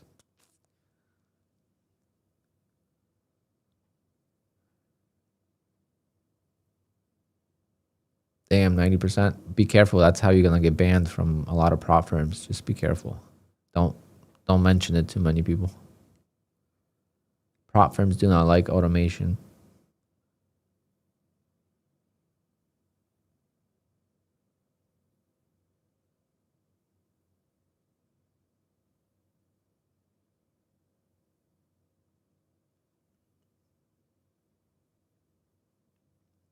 But 90% win rate? Damn, bro. Like, put that in a live account.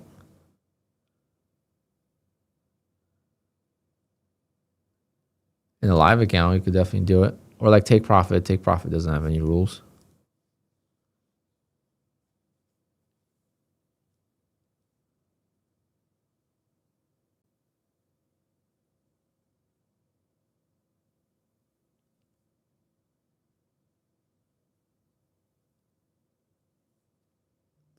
But damn, 90% win rate? Holy shit.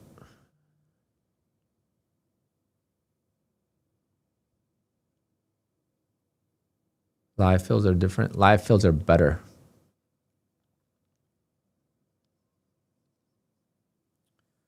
Live fills are better, especially at the open.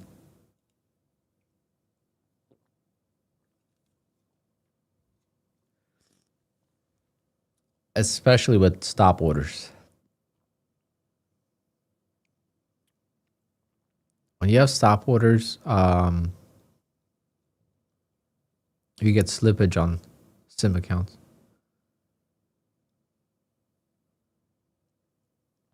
What is the minimum cash out on Take Profit Trader? $1. So on the 50K account, if you're up $2,002, you could take out the $2 to your wallet. Then from your wallet, it's $250 minimum to your bank account, but it shouldn't really matter. You should be growing your wallet first and using the wallet to pay for the accounts. I take my money out of Take Profit Trader once a month.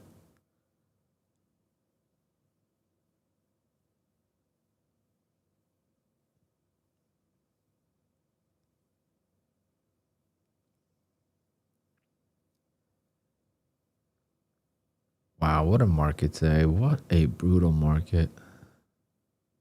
You know how tempted I am to trade?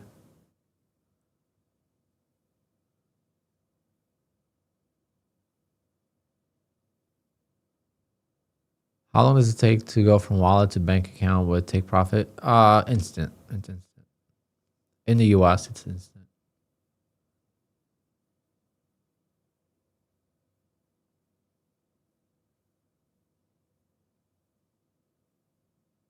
What's the longest I've had an account going? The longest I think was like 120 days.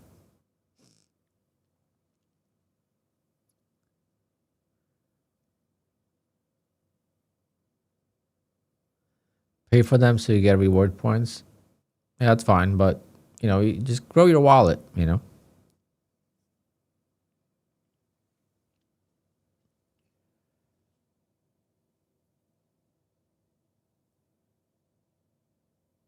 No, I requested some accounts, but you grow the accounts more, right? So like, let's say your account balance is at $4,100 on Apex,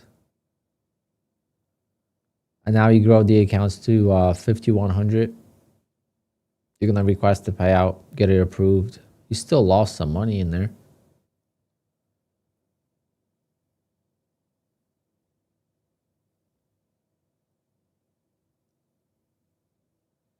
But it's impossible to calculate what was recovered, what wasn't. There's a lot of accounts that I blew afterwards.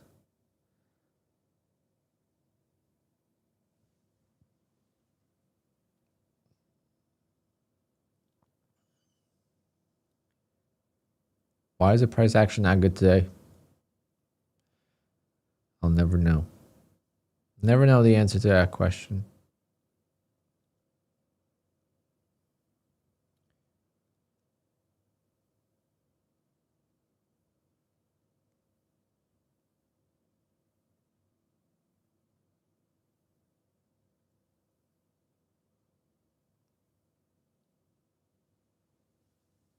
All right, who's ready for the giveaway? Let's do it. Let's do a Lucid 50K Flex account giveaway. Let's take a look at what the Flex has to offer because I don't even know myself. And then we'll do it.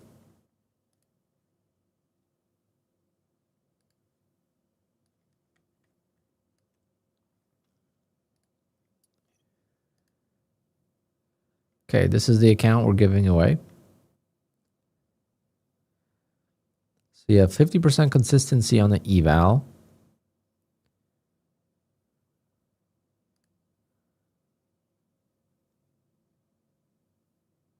You have $2,000 max loss limit. Minimum days of profit.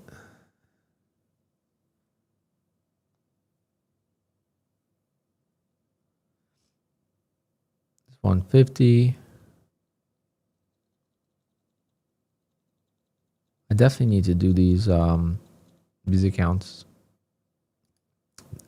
because Because you do a direct account, it's $343. This is 84. So you could have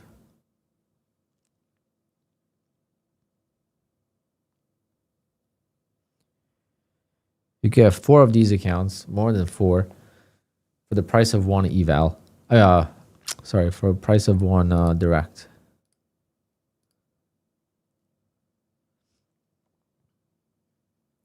These evals you could pass in one day, but you always have that drawdown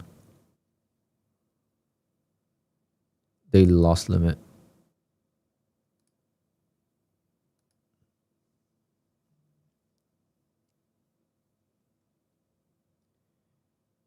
Huh. I don't know what's better. Which one you guys like more?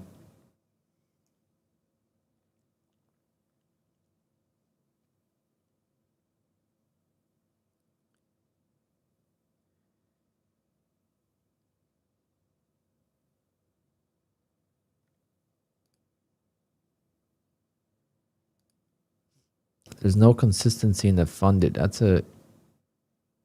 actually pretty sick.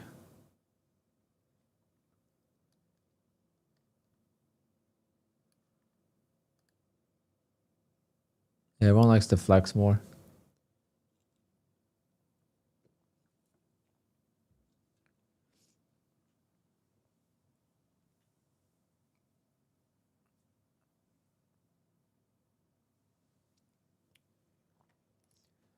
All right, so let's do it. Let's pick a winner.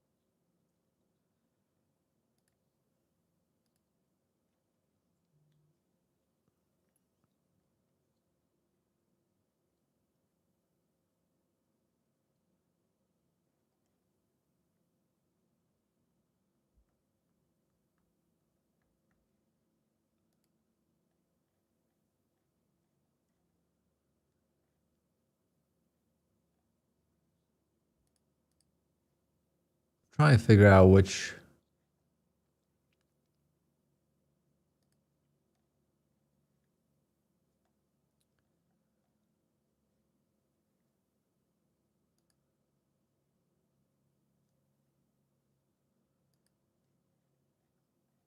Do something different, but all right. I'm gonna pick. I'm gonna do 10 people plus the members.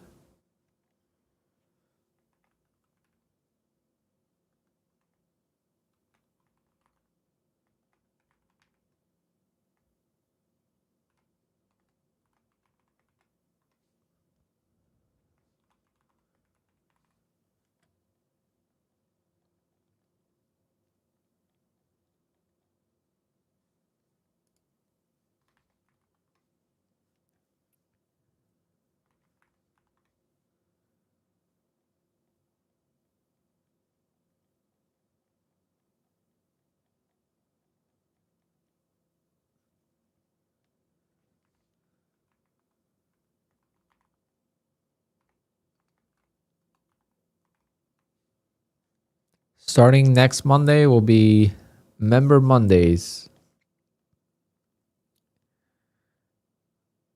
We're going to do it every Monday. Giveaway for members only.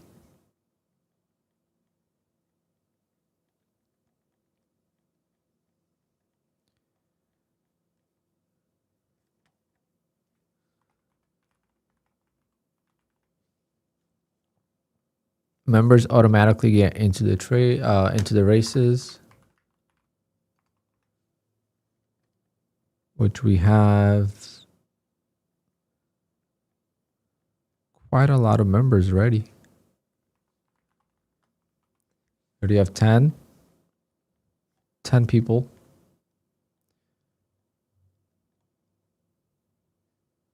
11.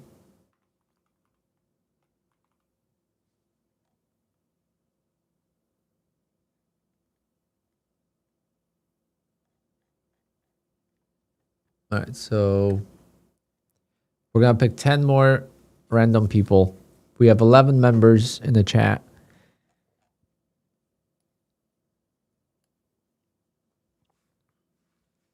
Closing the giveaway, and let's do it. First name, DC Fan.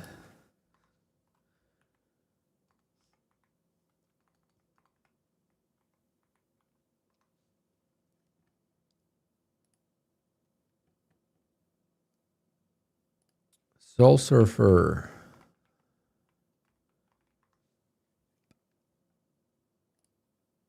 Mighty Mouse. That's number 3. Number 4. I don't know how to say this. Barrage.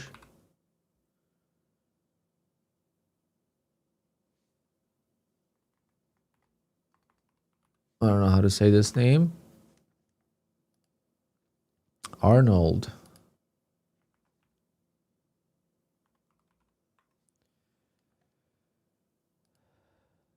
Christian Villa.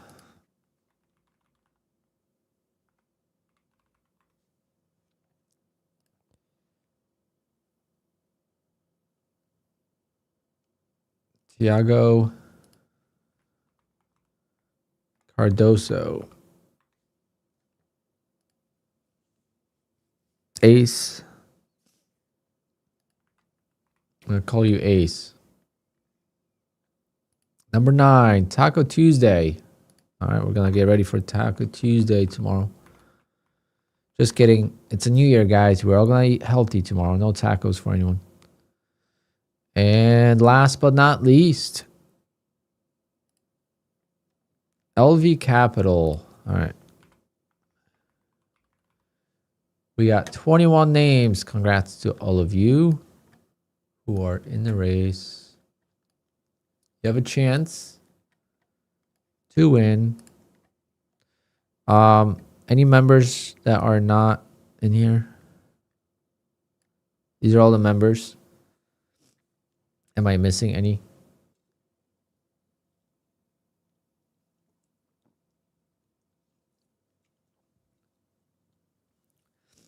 Ace, you didn't win anything yet.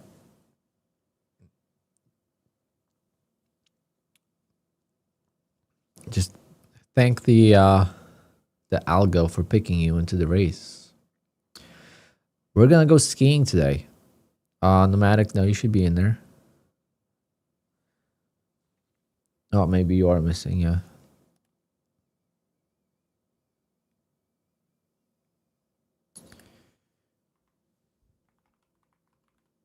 Yep, you are missing, yep.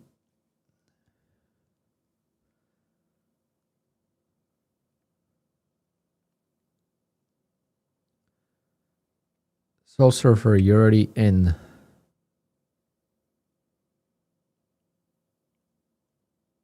All right. 22 people.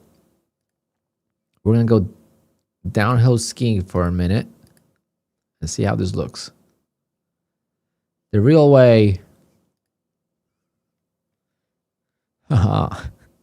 Go downhill. Who knows how to ski? This is the true Alpine trader giveaway.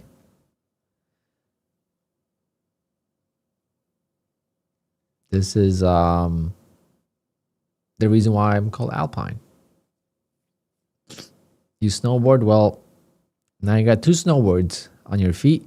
Same thing. All right. Good luck. Let's see how you guys do. I don't know what this is going to look like. Oh, we got some beats.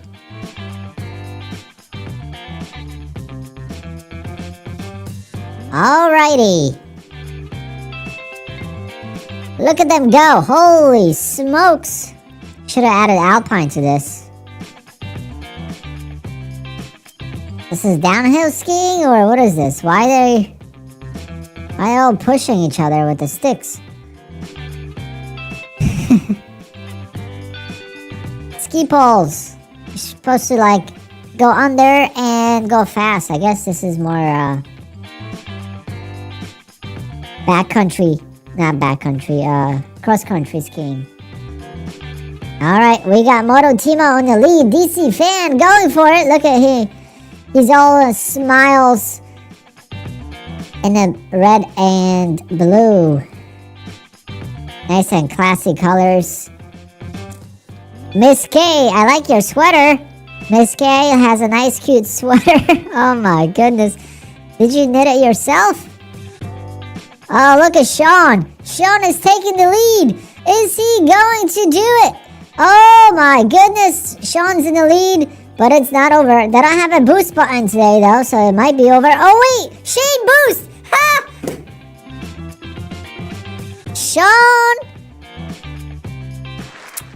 Sean, I don't know what happened, but Shane had the boost.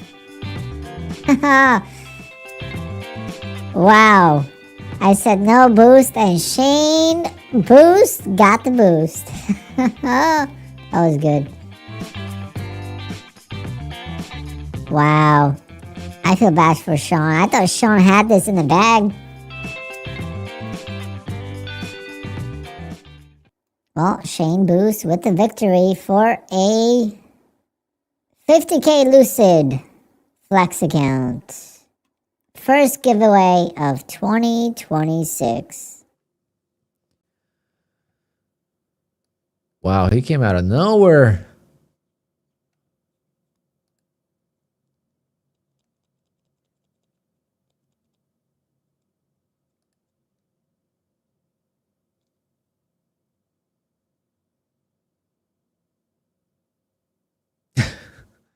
I was not expecting that because I guess all the modes have a boost button at the end of the day. All right, this market's not behaving, guys. What we're going to do, how we're going to approach these days. Red ORB and no trades after that. That's the hardest part about ORB, I think.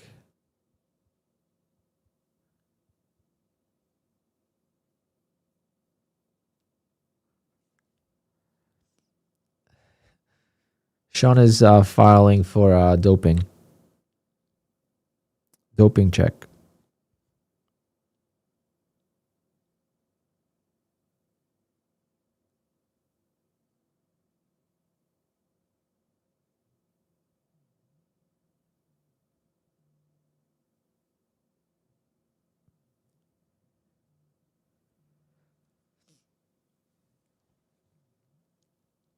But yeah, that's the hardest part about the ORB is like when I lose on it, I mean, I lost twice on it today. That's the bad part. That's why the P&L is so bad.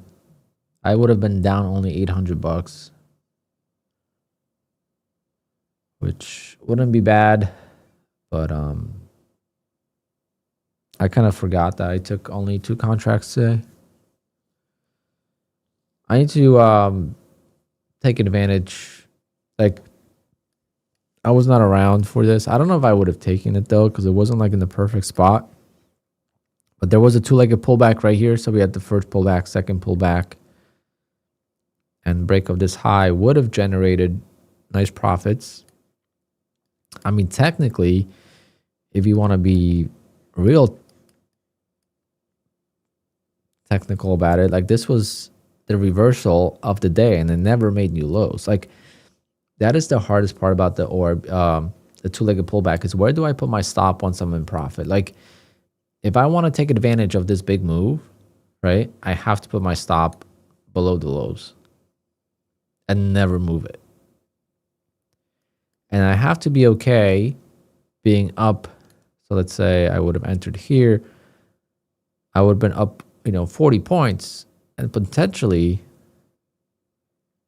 could have still lost 56 points. That's a 100-point swing. Like, am I okay with that?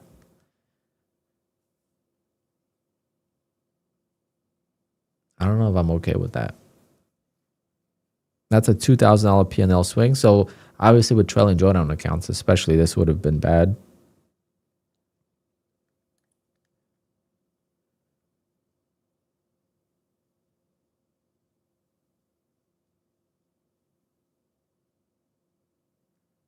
But if I held through it, then you could definitely make some crazy profit.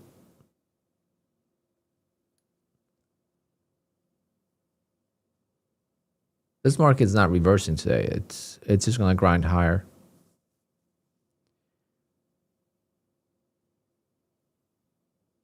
Fortunately, I don't have any setups for this type of market right now, so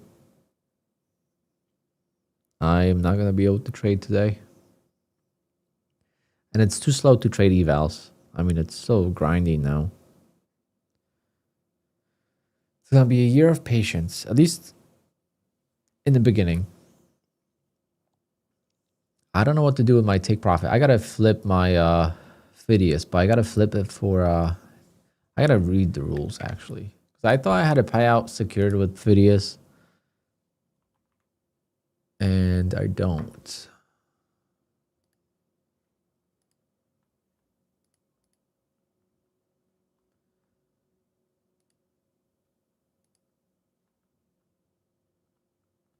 It says I have 6 traded days. How? I've traded so many more days, and it doesn't count as a trading day. I don't understand.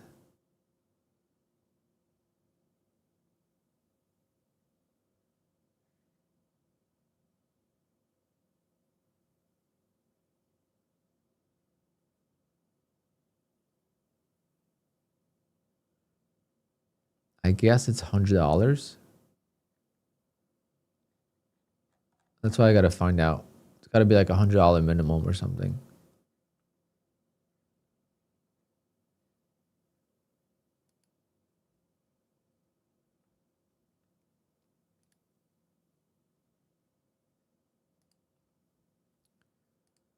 Let's go to the rules.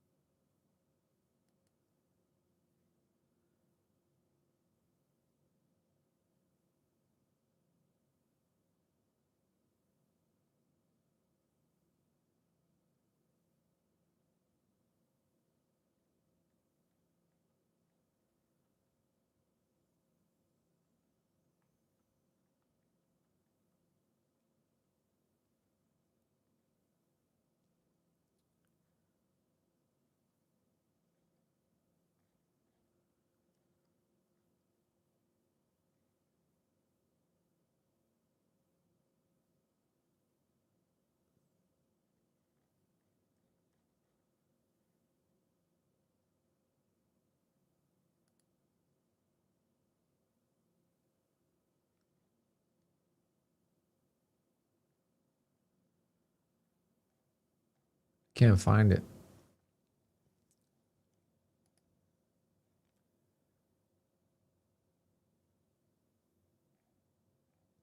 Oh, I actually forgot about this. Deep charts. I kind of want to try a new platform, guys. Maybe tomorrow we'll do that.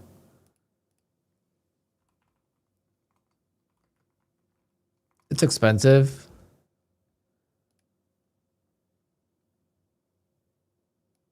I kind of want to try this platform. It's like order flow, but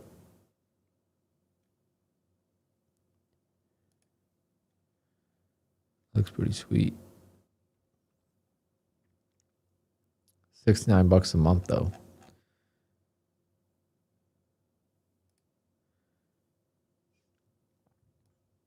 I just wish it had TRADEIFY support.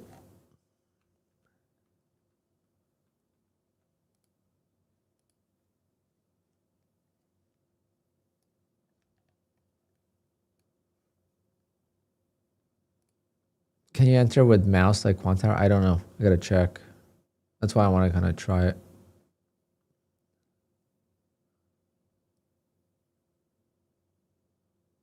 How many evals can you have with Apex? I don't think there is a max amount.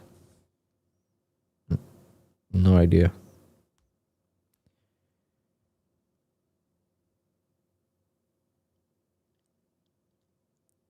But the hedging on evals is coming to an end.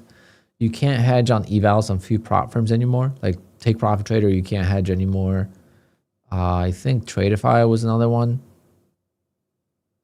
There's a couple, I forget which ones, but there's a couple prop firms that have a detection system now, so they could see if you hedge the evals.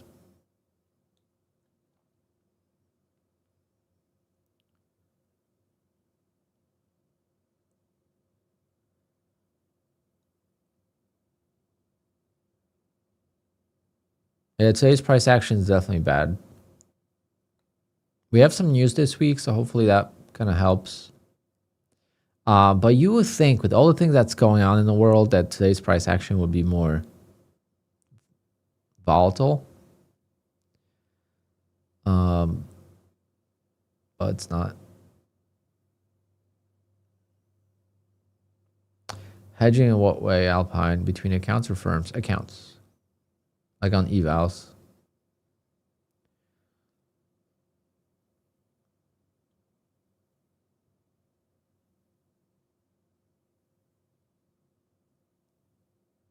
No, you don't want to. 10 a.m. news is nothing. It's always the 8:30 a.m. news. So like Friday, we have non-farm payrolls. That's going to be huge, hopefully.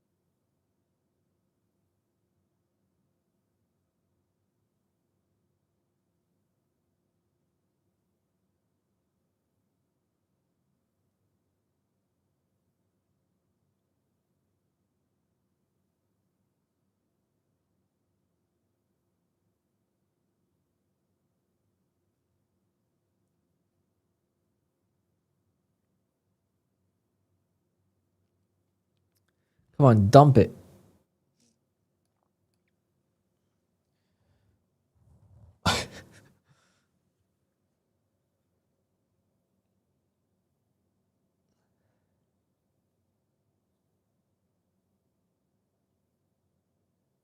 If you have 20 PAs, can you have more evals in Apex? Yes.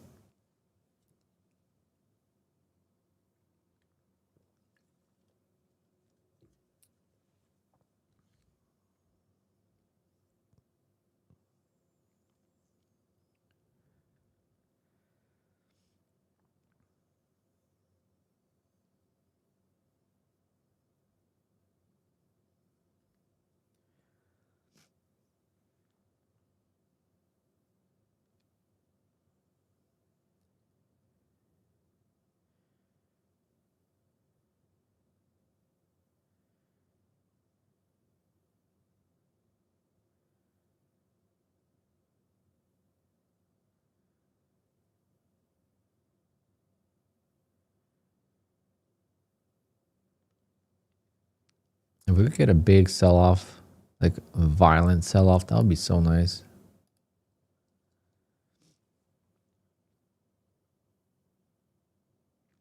If you have 20 PA that get to last payout, what happens with dormant past evals? What do you mean last payout?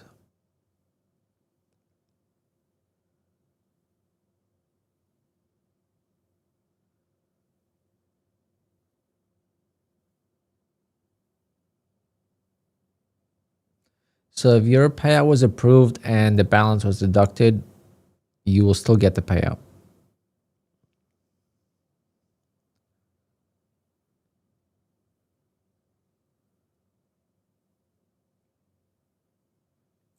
Guarani, depends how much that payout is.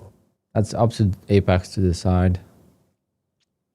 Let's say you're taking out $1 million, then I don't know. All depends.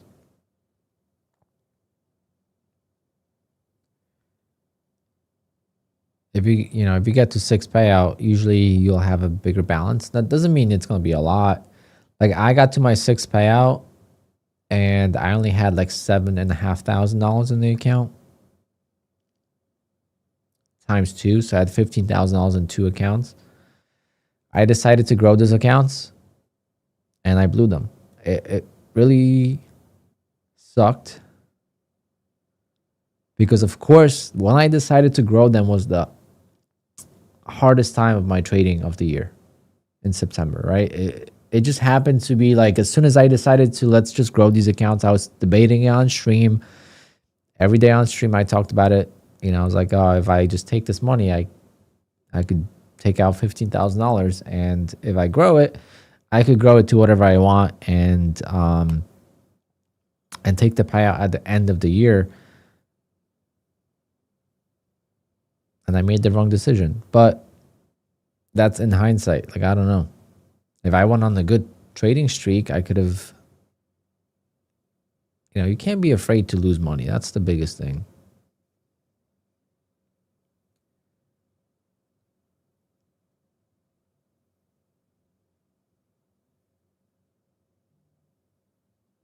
It takes no time to recover once you are trading well.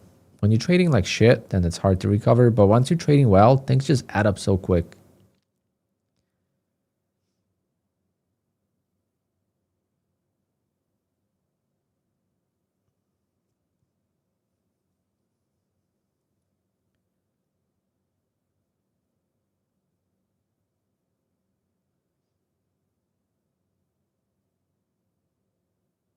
Am I gonna take the Porsche to the track? Yeah, April. But I don't know if I'm gonna.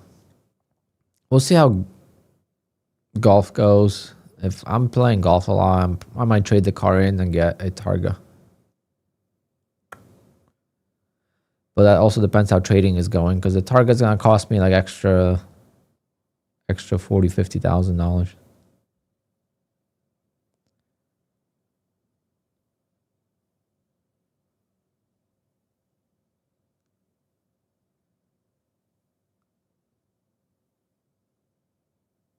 Yeah, it's a balance, exactly. It's a balance where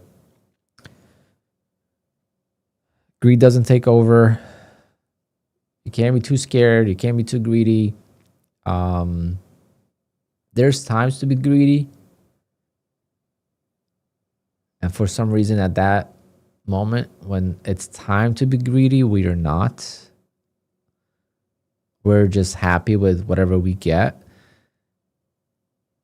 But that's the trade that's going to work. And if you are greedy on it, and not even greedy as in like risk the account, but like if I am up $3,000 on the trade and I set myself a stop of $1,000 in profit,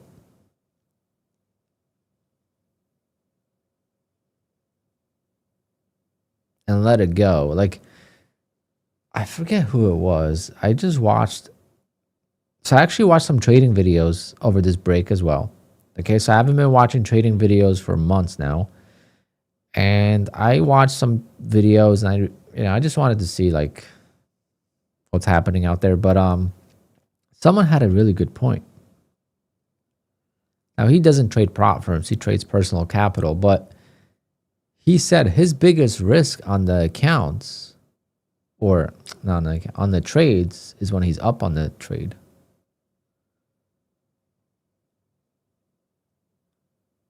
Because he'll risk like $2,000 on the trade, right? When he enters the trade, but then when he's up, $5,000 on the account unrealized, and his target's $10,000, he's risking $5,000. So the biggest risk is when you're up on the account, because this is live capital. So if it's unrealized 5K, and it goes to zero, you lost 5K from the top of your balance, right? And he says he's not afraid. And I feel the same way. It's just he looks at it as a positive. I look at it as a negative. I don't really get mad when I lose. When I enter the trade and I lose, it's whatever. I really get mad and go on tilt when I'm up on the trade and I lose. There's something that triggers me about unrealized gains and the losses from that. Versus when I enter the trade, it doesn't work. It's like, oh, whatever.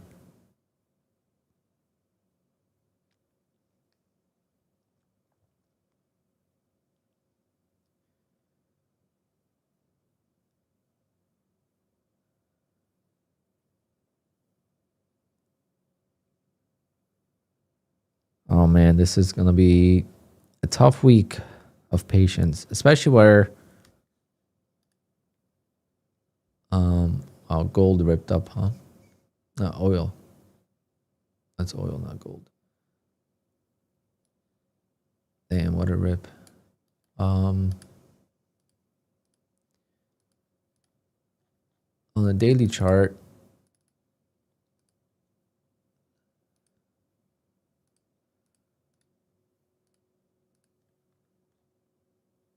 like we're in this like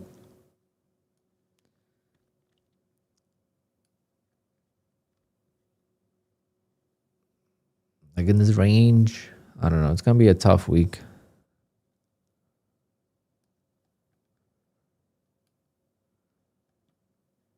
Come on, dump it.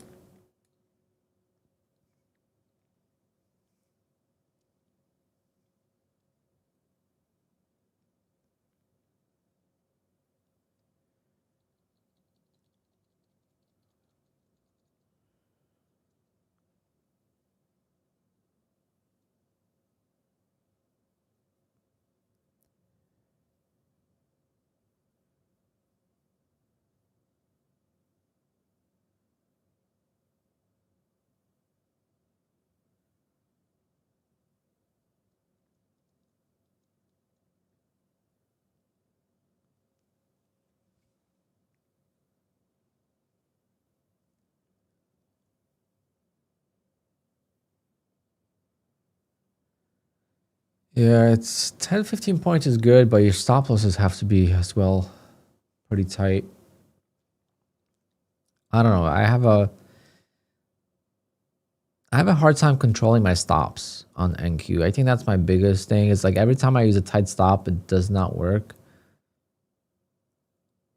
But I did I guess it was when I was off already, not streaming.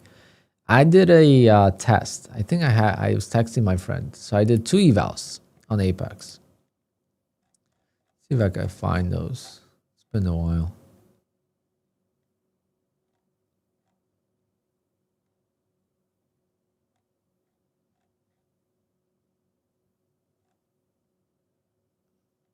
There it is.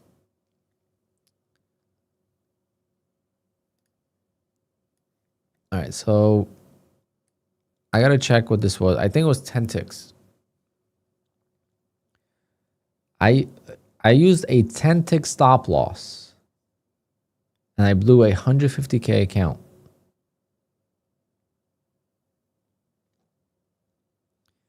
So every single one of these trades was a 10 tick stop loss and got stopped out. Right?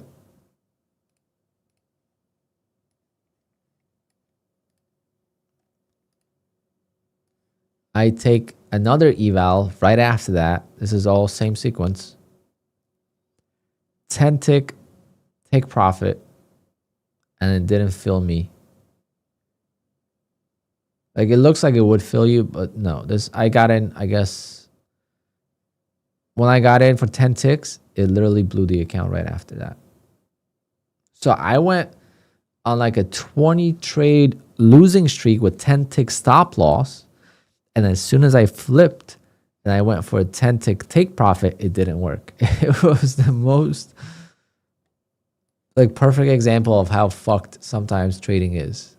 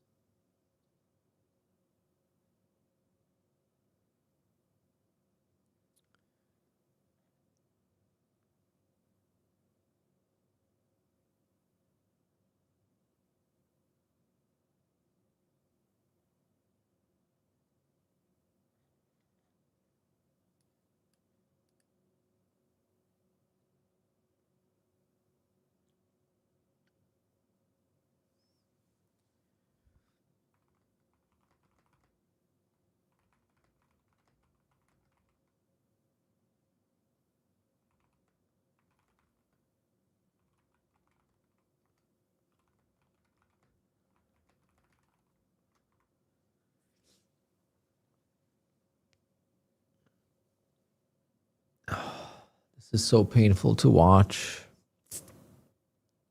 This is what I didn't miss. I took a time off. I missed trading, but not this. Like, I was so busy with doing things that, I wasn't really... I was missing trading, but I wasn't like feeling FOMO or anything like that. There was days where I didn't even look at the charts. I know all the metals were going crazy. Gold, silver. But like this is like so painful to watch. And this is what sucks. I mean, it happens in stocks too.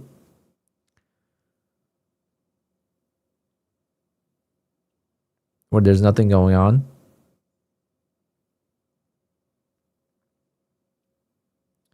But typically in stocks, you'll get another ticker that you could trade. Like versus NQ is untradeable for me today. Like where it is in the price right now, it's maybe by end of the day, there will be a trade if we get a sell-off.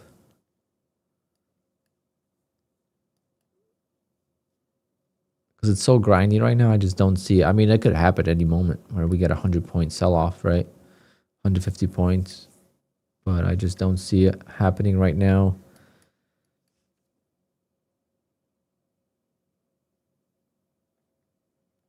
Like we are resisting. If we break these lows, maybe I'll take an eval, but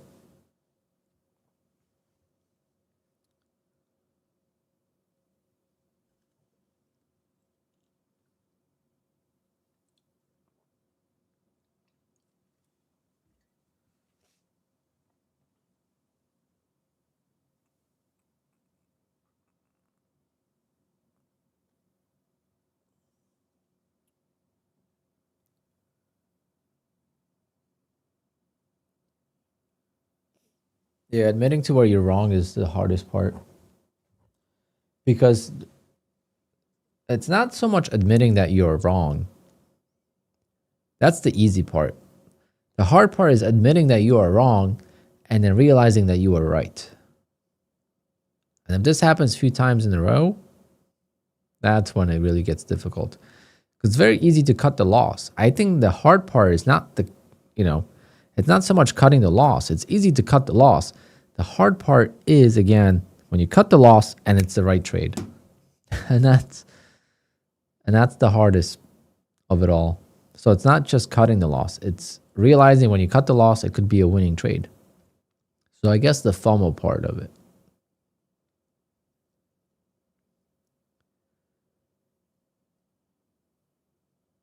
Like I could cut the loss, but as soon as I cut the loss and it goes in my profit, I'm going to be so pissed.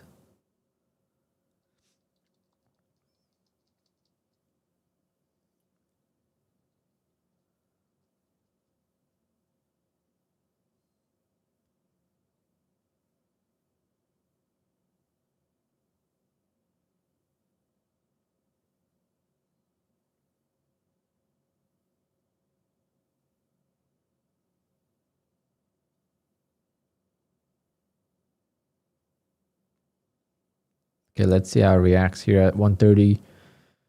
Not 130, at 670. See if it rejects. Like today for me is pretty easy mentally. I lost on the ORB. Definitely should have lost only $800, not $1,600. My car broke down in the middle of snowing UK. Yeah, I think that's a bigger problem than I have. So hopefully you're okay.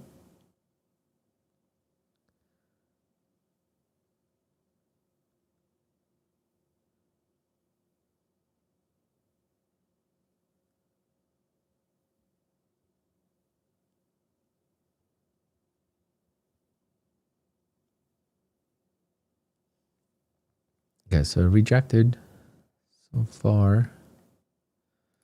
Should I just take an eval maybe? I'll take an eval because see what happens.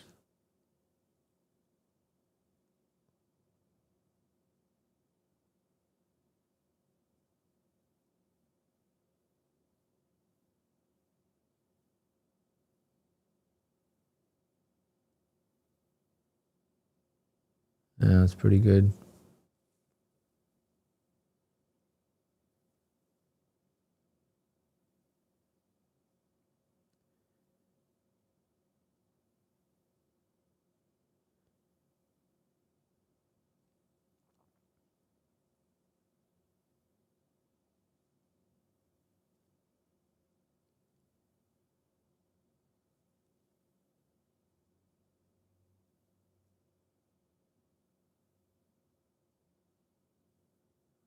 Yeah, I did pass evals on Apex on silver as well, but like, do they still allow trading it?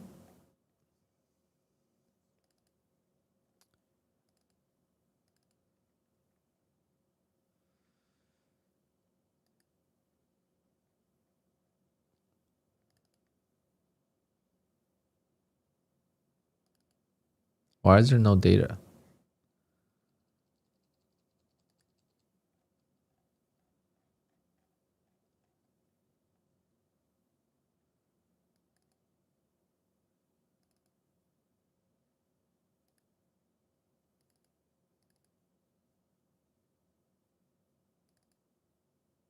No.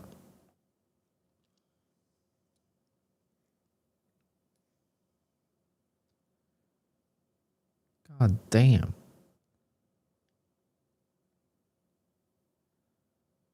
What?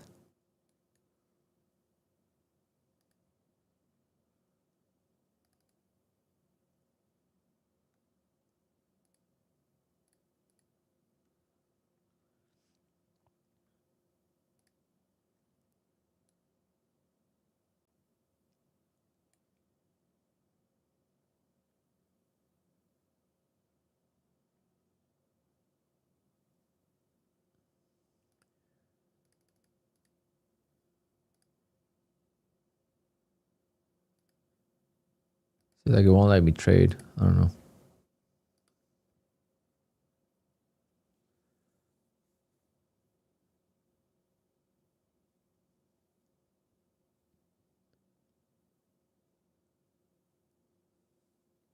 See, that's a beautiful trade right here, but unfortunately, only on an eval trap setup. I just don't feel confident with shorting the market.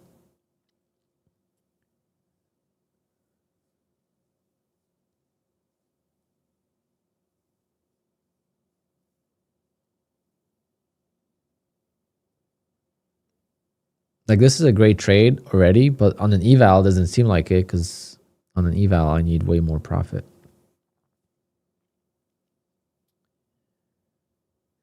So we'll see if we could get a sell-off.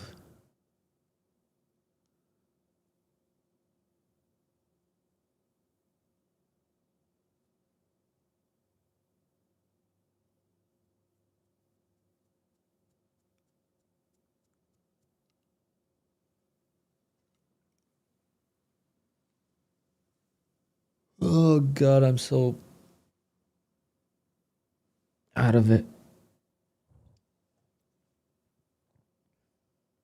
Only slept like 5 hours.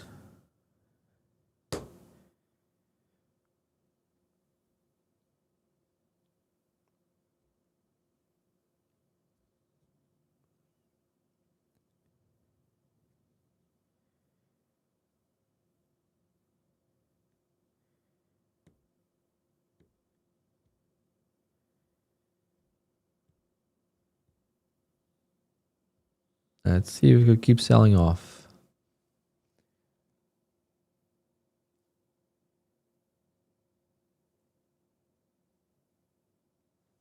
How's gold doing?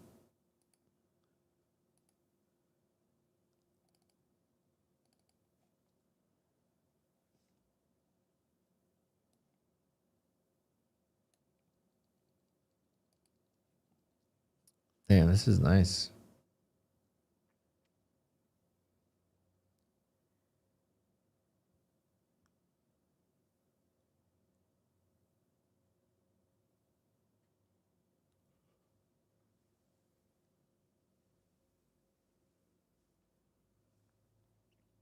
Of course, I have FOMO now that I'm not trading this in the PA account.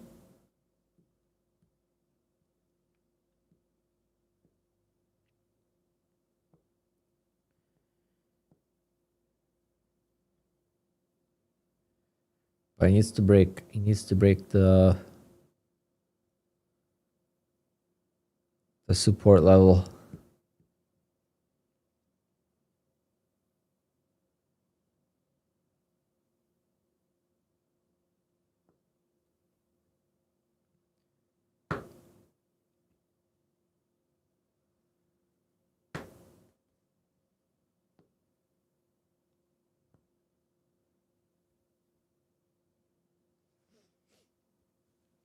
If you are a profitable trader, yeah, I mean that's a big if. Once you're profitable, things become different, but still not easy to lose.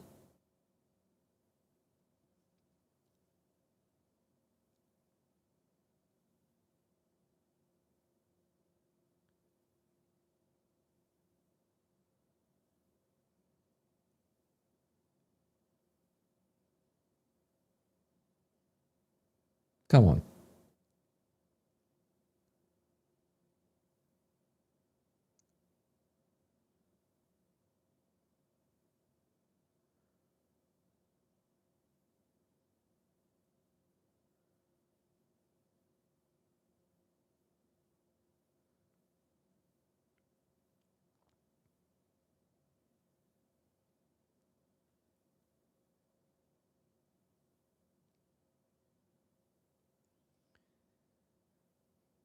Is it gonna break?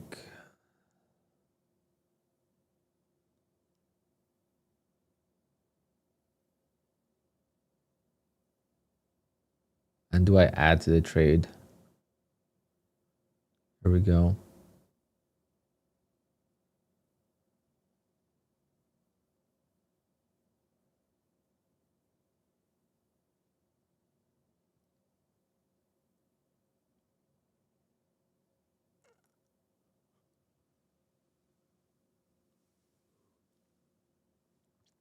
Passing an eval like this is so difficult.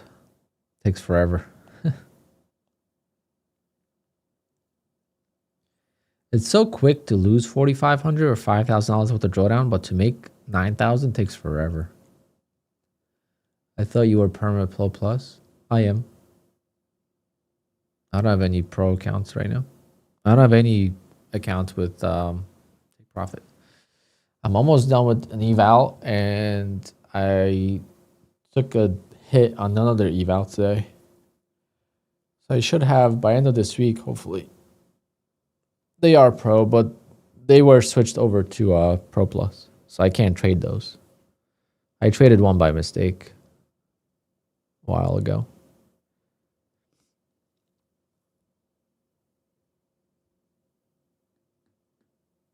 So how it works with Pro Plus account is you first go Pro, and then you email them that you want to switch over to Pro Plus, and they switch it over.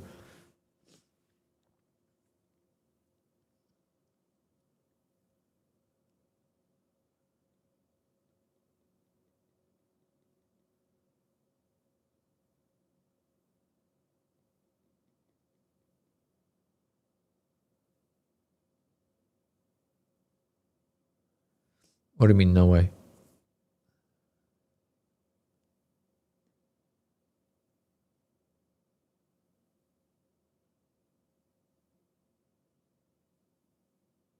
What are you confused about?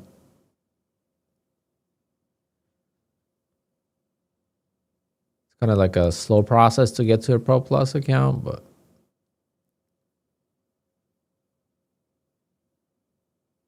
oh yeah, once you perma Pro Plus, I can't trade Pro account. So if I pass an eval, I go right to Pro Plus.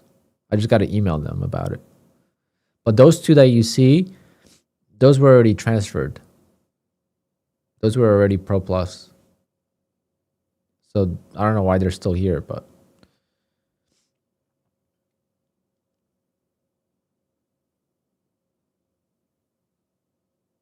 I would definitely give that a try and keep it to yourself, Dominican trader.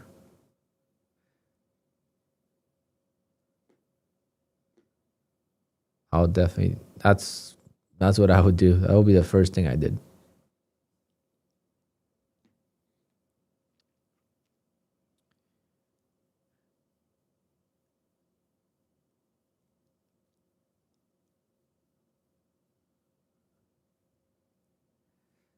I would do a different IP address. What a sell-off.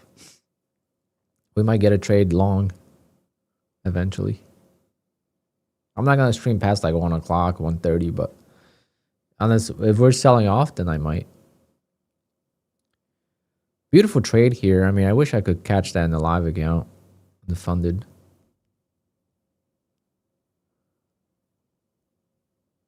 Switch your providers. That's actually not a bad idea. Switch from Verizon to Optimum or whatever. That should give you a new IP address, no?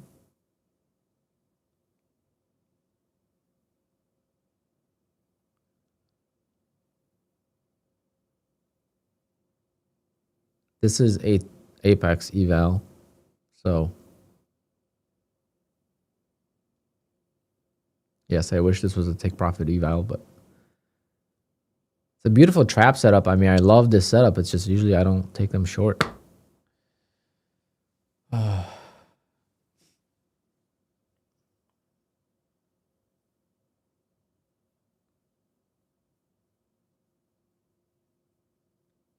Serial number? What does that mean? One thing I don't know what, do you guys see this?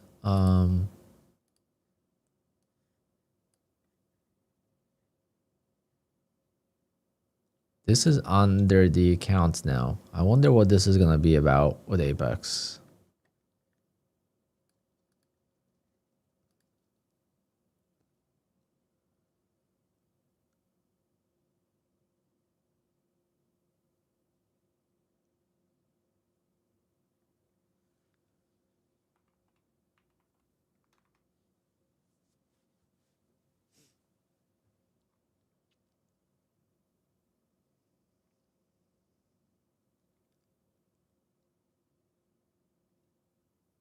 Okay, I'm halfway to passing.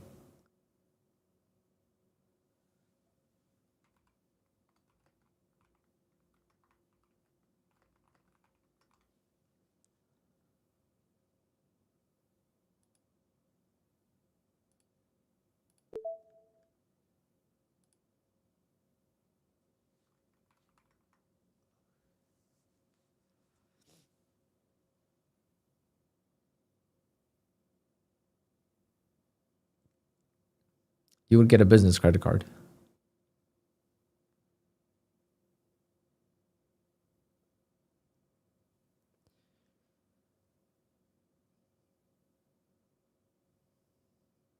But I don't know. I don't know if that's gonna work.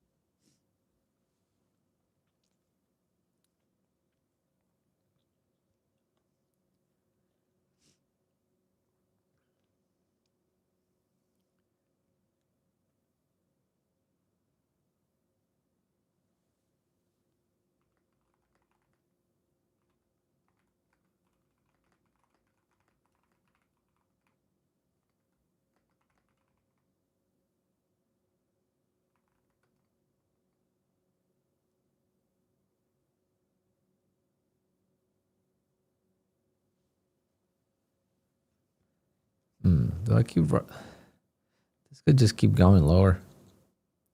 How low would I need it to go? I'm gonna actually add. It's an eval. If I'm not gonna grow patient with letting winners go on evals, I'll never do unfunded.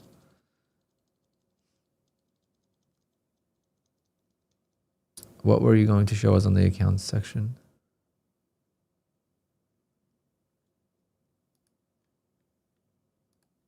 Oh, this. I don't know. I don't know what this is. Manual cash balance adjustment.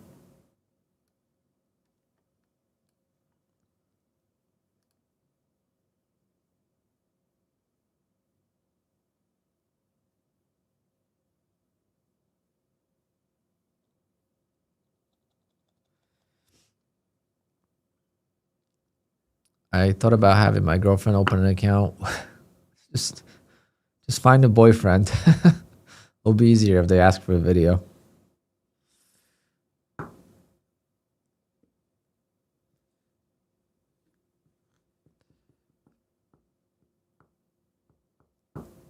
Yeah, I don't know. There's so many prop firms out there. I wouldn't. Apex isn't that great right now. We know that, right? So, okay, I added. Because maybe we'll start melting now. Let's see. If I could pass this one eval, that'll make my day.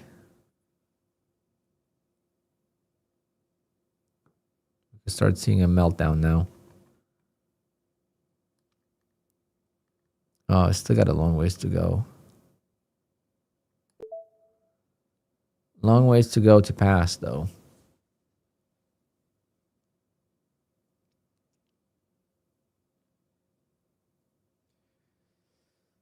$20 more points from the lows.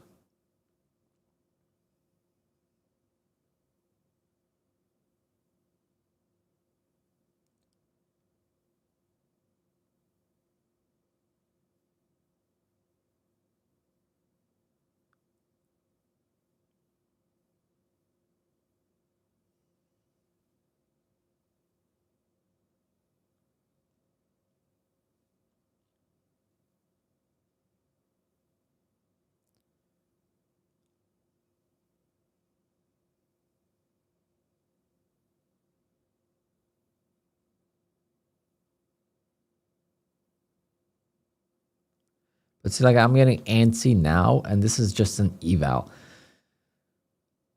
In the funded account, especially like on Take Profit, how would I hold this? I don't know.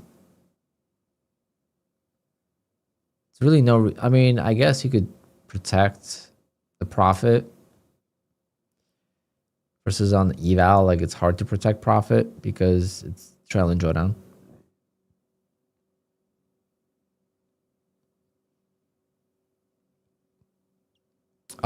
Dominican trader. The problem is when you use a friend or family member and you end up making $200,000, the taxes, that becomes a big issue. Because now they get effed with the regular job taxes. So let's say they make $100,000 on their regular job, and now they get $200K 1099.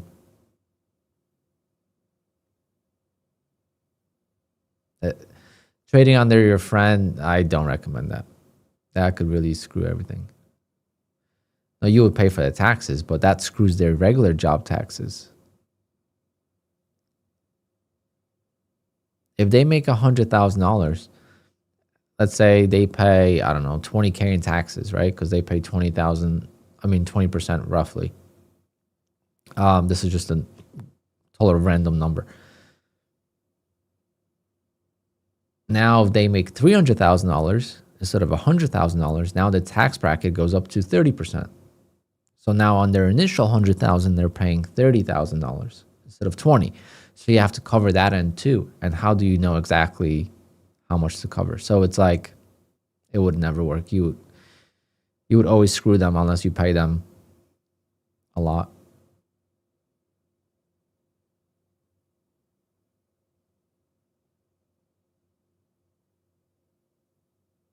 Yeah, in that case, that would work. What happened to all the accounts? I guess you haven't been around. I mean, I took a break in December for like 2 weeks. I guess you weren't around. Basically, just went on the slump in December and then took a couple weeks off, and I just restarting all over again.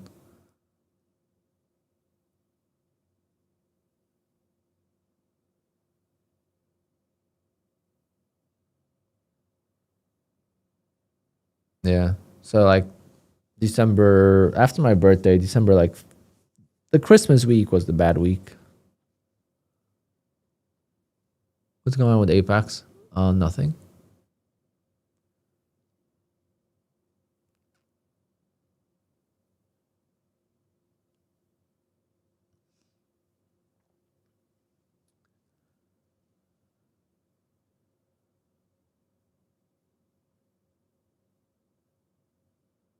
There's always an issue, Dominican trader. It's always something. I would definitely not risk that. Opening up the business, that's a good risk. Trading under someone else's name, it's not worth it. Too many complications. There's so many prop firms. Dominican trader, are you trading with daytraders.com? Are you trading with what was that other prop firm? Legends Trading. Are you trading with Bullnox? Are you trading with My Funded Futures? Are you trading with Trade Day? Are you trading with Funded Next? Are you trading with, Top One Futures? So many better options than trying to go after Apex under someone else's name.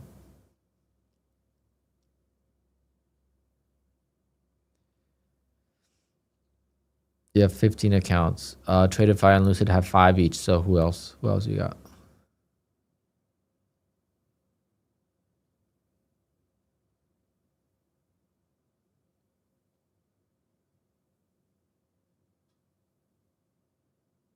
Savius, no.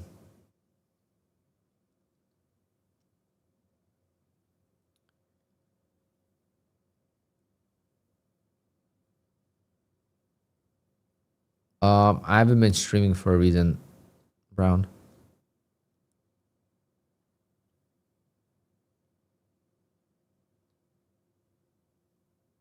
Bullnox, Lucid, and TRADEIFY. That's a good combo. Trade Day and Take Profit Trader, you need those. At least Take Profit Trader. Take Profit Trader should be your primary focus, not Apex.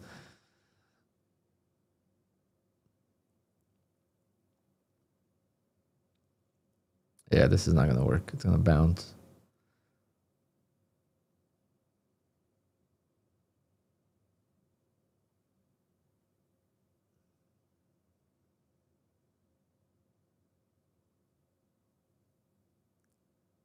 And GT rate, no, it's a completely different engine. Plus, I don't have a GT3. I have a turbocharged engine.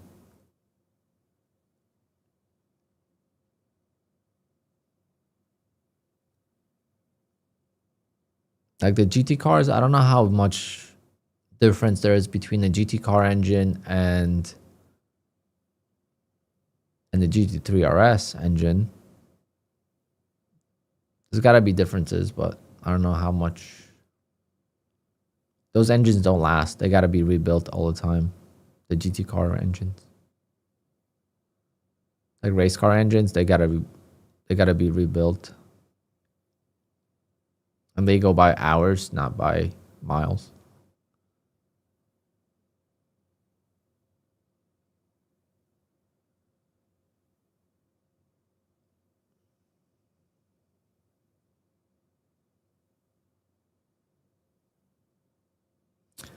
Lost Penny, I think you're new to my channel, so I talk about this a lot as well. Like, it's very easy to say the right things, right? Everyone knows what the right thing to say is and what the right thing to do is, but doing it is the hard part. Like, we all know the basics, right? We all know that trading is more psychological than it is actual strategy. It's a mental game. It's confidence. If you have no confidence, if you have a bad streak, it's going to affect you how you're going to take the next trade. When you have a good streak, it's going to affect you how you take that trade. So it's all things that are much harder to do than it is to say. It's very easy to say the right things, right? It's always the results that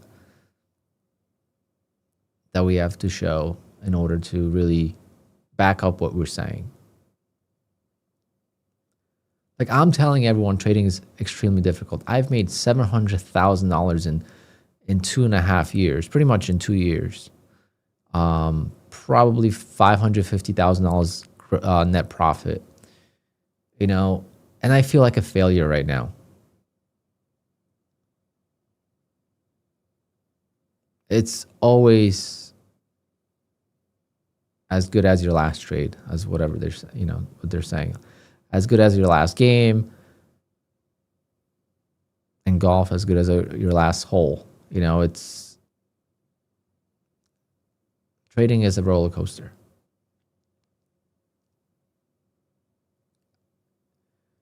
I always wondered how a profitable trader could be pissed off. You know, when I was not making any money trading and I would see a profitable trader be pissed off, I was like, he doesn't realize what he has. Or I'm like, I'll be just laughing. I'm like, oh, this is a bad streak, but it'll come back. You know, I made my money. Like, I don't need the money, so it's fine. But I'm here right now and I feel very, I don't know. I took a time off, so like I don't feel like I'm on tilt or anything like that. Like I was on tilt in December, but it's just not going smooth right now, and I accept it. And what I'm gonna do is keep my expenses low. That's the biggest thing. Keeping my expenses low, avoiding straight to funded accounts, avoiding copy trading too many accounts at once. And even having a lot of accounts, there's no point, because if I have a tilt day and I lose 5 accounts, I lose 5 accounts. I will have to wait a couple of days before I get new accounts. Versus if I have 20 or 30 accounts and I have a bad tilt day, they all could be gone, right? So always got to understand the struggle and just keep the expenses low. And I've done that many times, and I think it saved me quite a lot. Today, I'm not even bad. You know, today is whatever. Today is not really. The ORB was easy today, though, so I should be small green instead of being big red. But I'm not too upset about it. I was pissed at myself, but the biggest thing for me is the ORB has to work, right? ORB has to work for it to be a good year. There's no way I could make this kind of money without ORB, I don't think. And ORB was good today. It's just my execution was bad. So I look at the positive. If the ORB is good, I could always adapt and get better. But if the ORB is just bad and doesn't work, if it's choppy at the open, then I can't work around it. It's just not me, right? It's the market. And there was times last year where the ORB just wouldn't work. It was just so choppy at the open that you would lose both ways. Has there been years where ORB failed consistently? I haven't been trading that long on the ORB to know.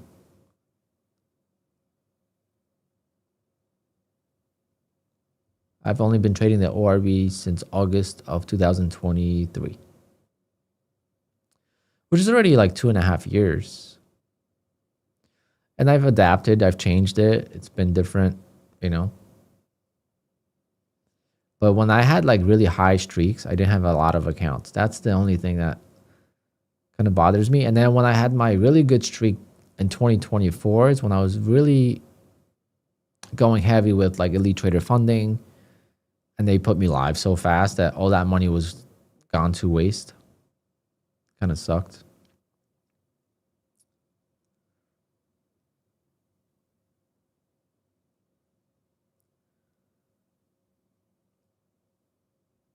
I'm thinking about not using Apex on ORB though, and just doing the other accounts. I don't know. Having that tight stop loss, it really is affecting it a little bit. But at the same time, like I don't want to risk too much. So I have like conflicting theories. Like if I don't use Apex, I could use my old way of not using a stop loss, or as tight of a stop loss. I could, you know, get into 2 contracts and then work out of the trade. Like today would have been a nice green day, even though ORB went against me. But there's gonna be a day where it doesn't work, and it just, you know, it's like you gotta find that balance.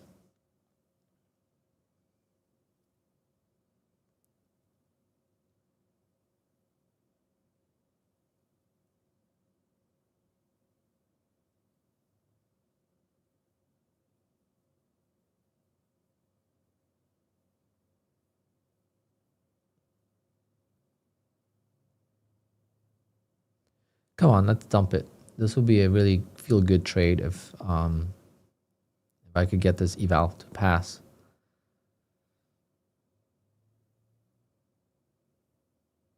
I mean, only need like 20 points.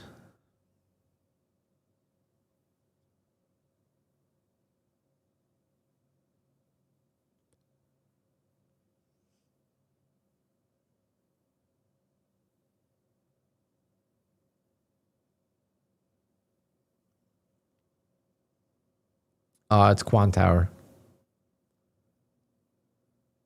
So I think I have a description maybe down below. QUANTOWER is my favorite platform, but I definitely need to install NinjaTrader. Because trading on TRADEIFY is just too time consuming. On NinjaTrader, I could copy trade.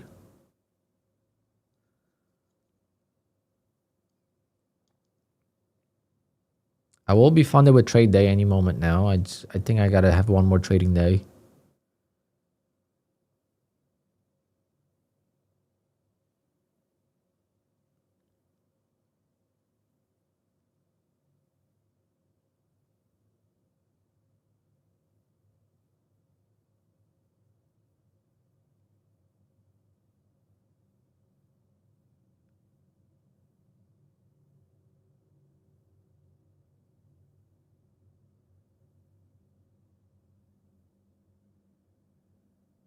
Yeah, this is tough. This is really tough mentally. Even though it's on an eval, like seeing it go from $5,000 to $2,500 like that, it's really tough. So like, I don't know how I could do this on the funded accounts.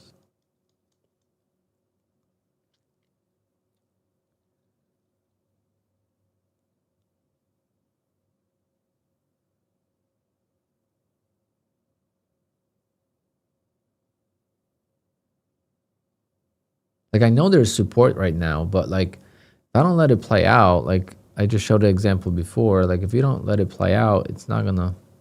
Right now it's a trailing drawdown, that's the issue. Otherwise the trade is still very profitable, but it's a trailing drawdown that's gonna get me. I can't lose any money on this account.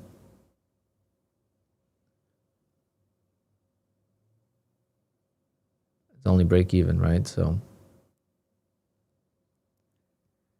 that's where like Take Profit Trader comes in handy. At least for me on the Pro Plus accounts.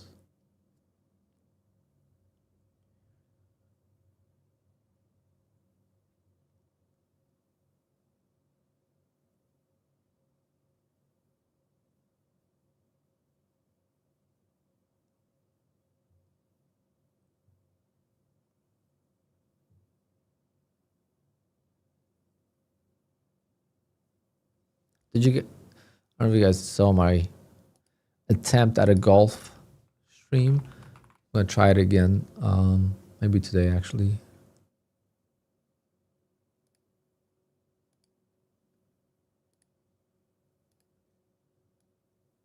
I gotta check if the new method for audio is gonna work.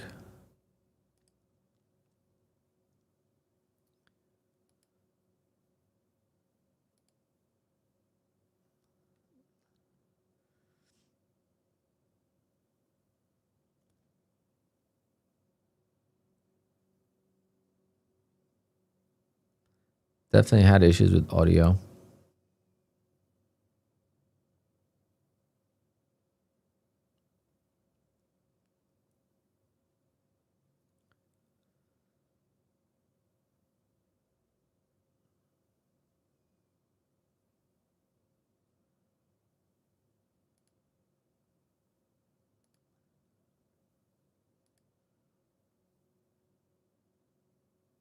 I can't use a driver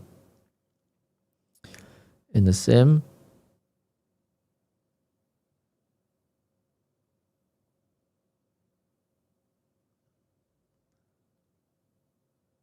I have the Garmin R50.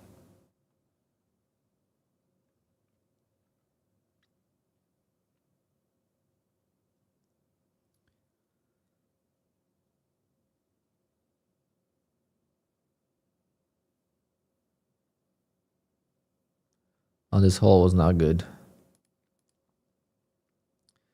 Try another hole. Just get very good with your irons. Trying. I haven't been practicing as much as I used to. Definitely can't wait to get out on the course.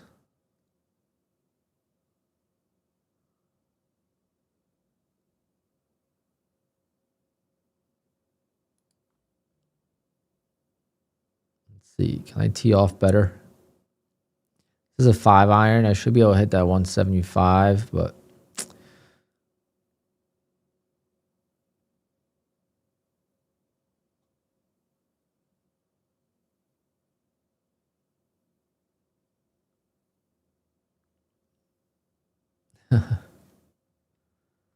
but yeah, I might do another stream later today. Come on, dump this.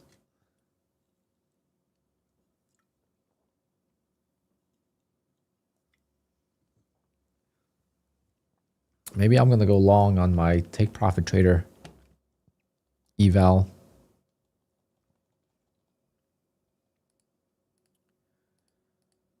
Then at least one of them would win.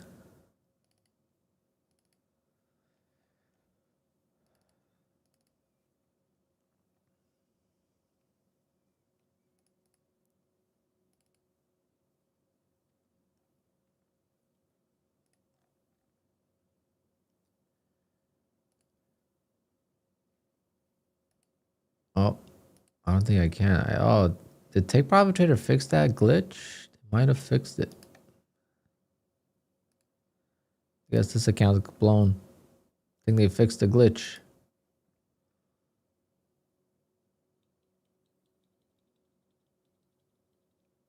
We should play a match on GS Pro. Oh, yeah, we should definitely do that.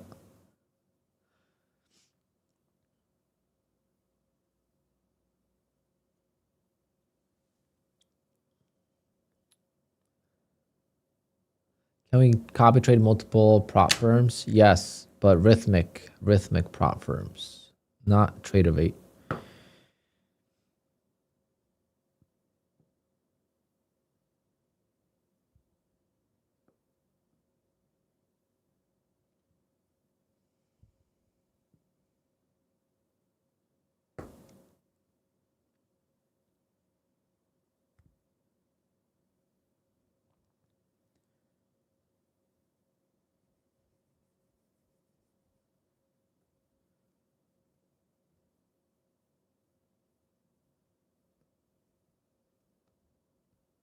Yeah, this is basing down here.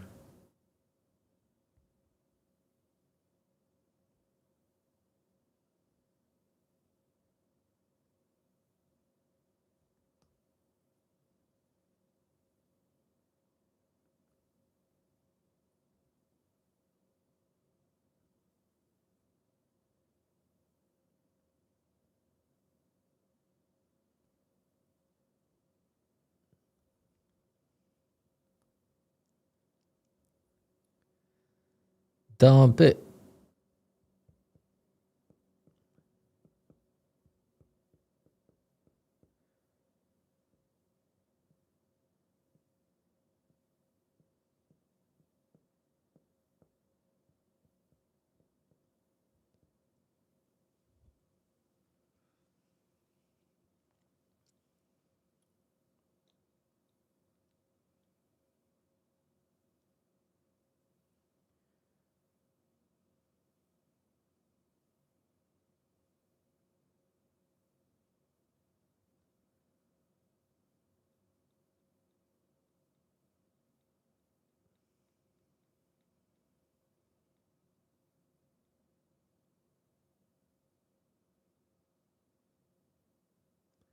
It just can't break that low that it made.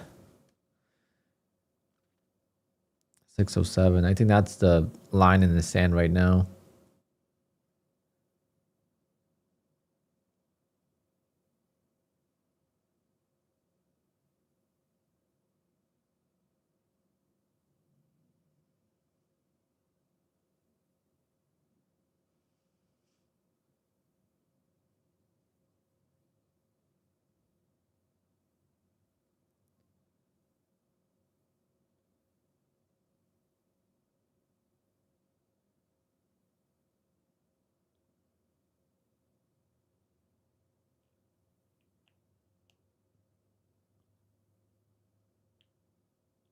I'm starving.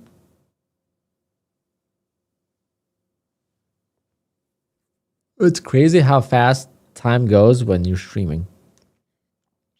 Like it's already 1 o'clock. When I was not streaming, sometimes, well, if I didn't sleep in, there would be times where I slept in to like 11 o'clock. But if I didn't sleep in, by 1 o'clock, I got so much done that I felt like the day was long. Versus now, it's like I feel like I'm just sitting here.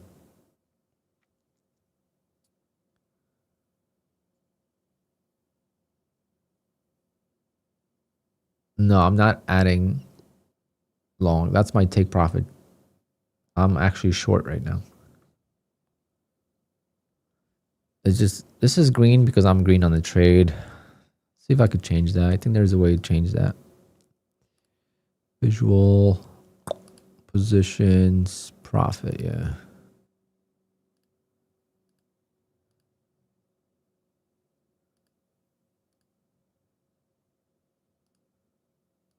Tile background.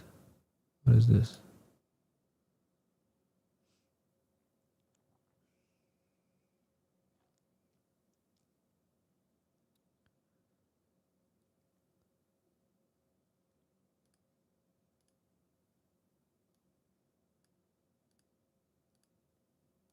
Yeah, I think that's better.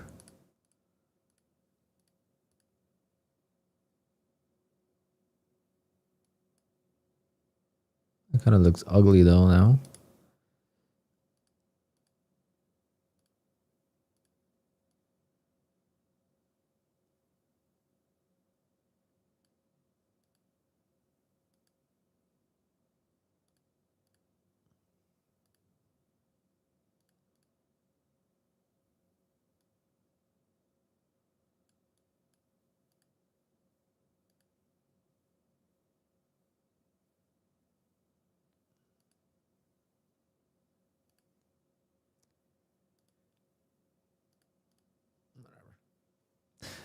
It's fine.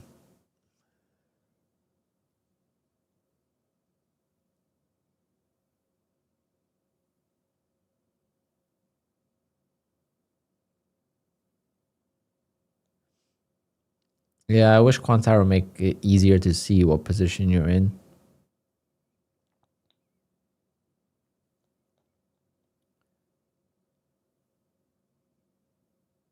Yeah, we're basing here. It's gonna go up. If it meant to go lower, it probably would have already. So another day of letting a winner go with not working out.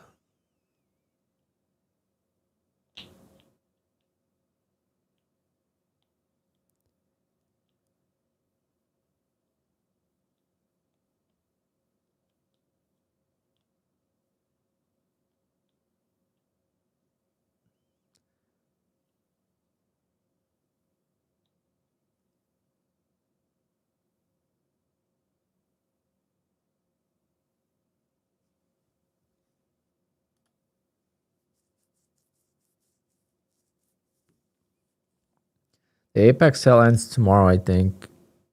But I bought some evals on the 31st. Maybe I'll buy a couple more, but really gonna try to focus on what I have and gonna try to really just get after take profit trader because that's the most important prop for him.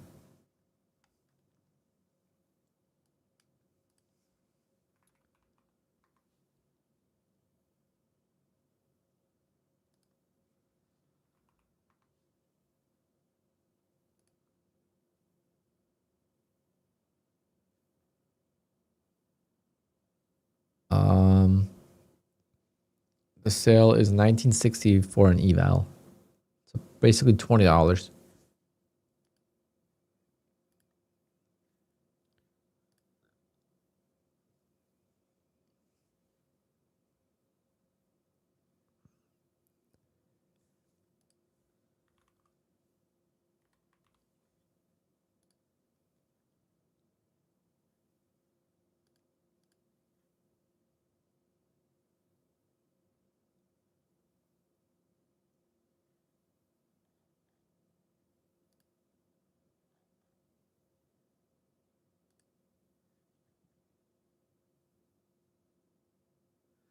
$85 all in. Yeah, it's pretty good.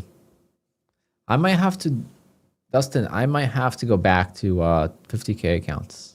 As much as I would hate it, it might be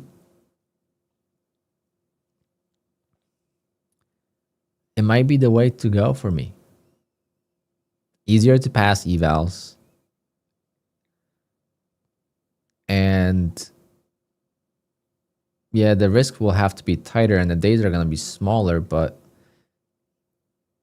getting to $2,500 to $2,600 is just much easier than getting to freaking 5,000.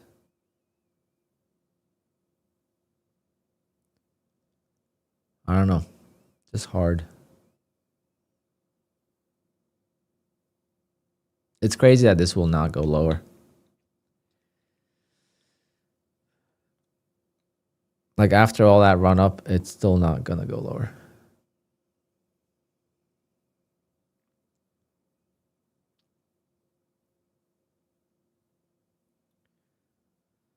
MNQ is treating you well. That's nice. I wish I could trade MNQ.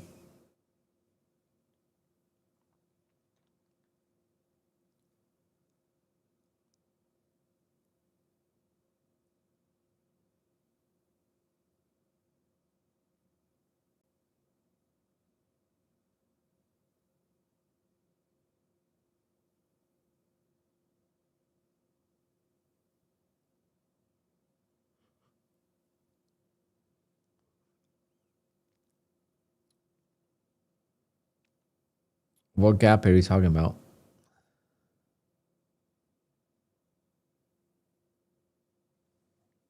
There's a gap?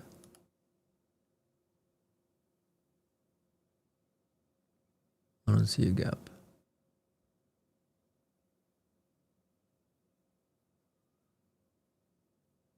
See a gap here that we filled already today, but 635.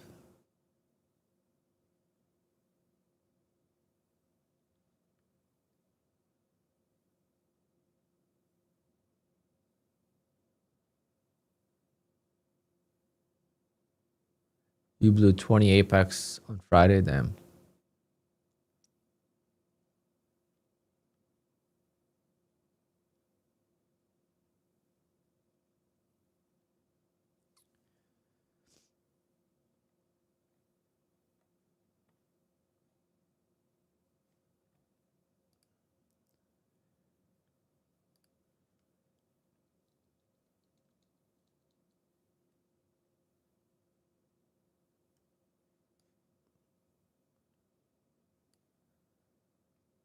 Oh, you're talking about this gap.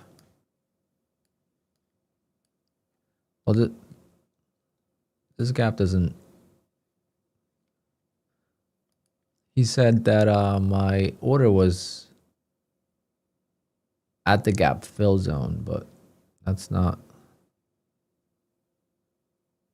If we could get down to a gap, that would be great.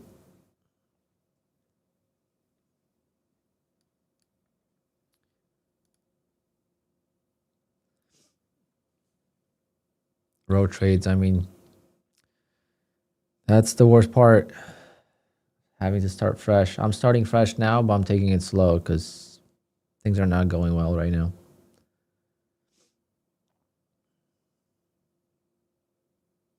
I added up all my expenses for last year and it adds up. If you're not getting consistent payouts, you should really be trading a couple accounts because it could really snowball into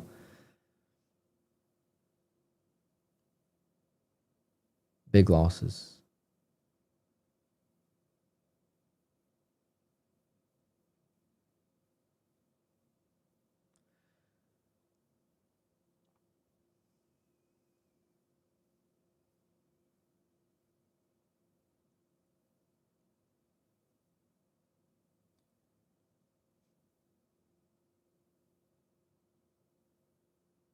Yeah, mine are pretty much the same.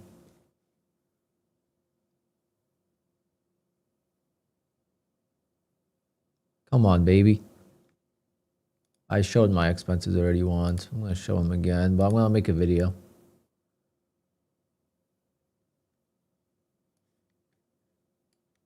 This one is not accurate though. This one is kind of estimated still.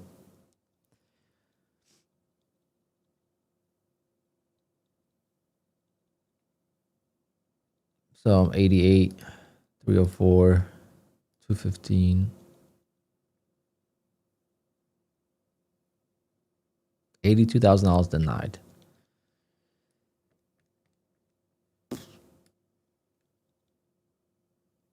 How long have I been in this trade? An hour almost.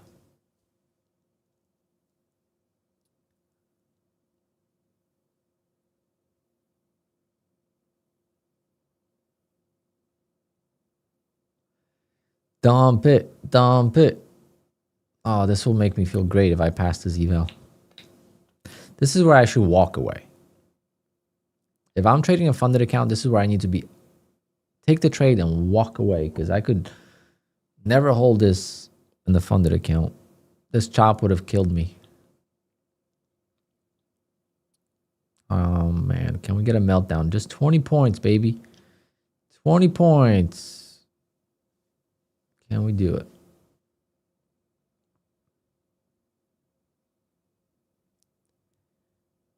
Definitely looks like it wants to go lower.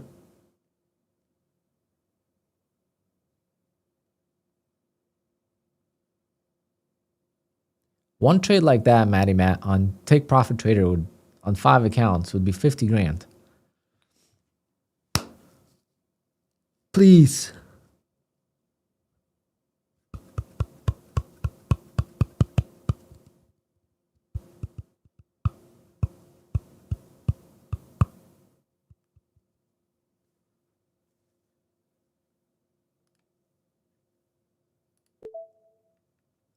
I want to add one if I can. Okay, I'm going to add one just so my target is a little bit lower.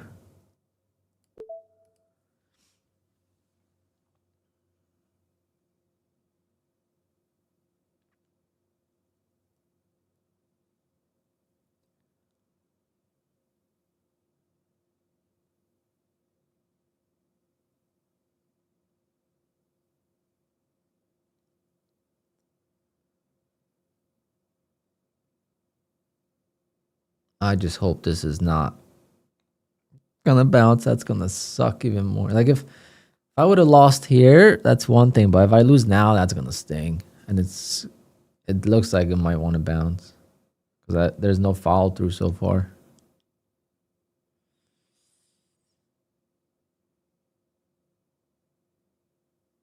Come on.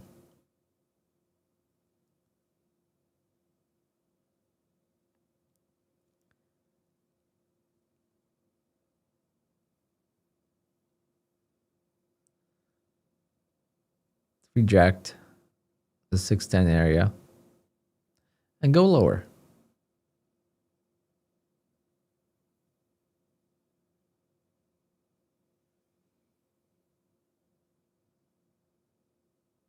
Yeah, passing the 150K accounts in one shot is no joke. 50Ks are so simple,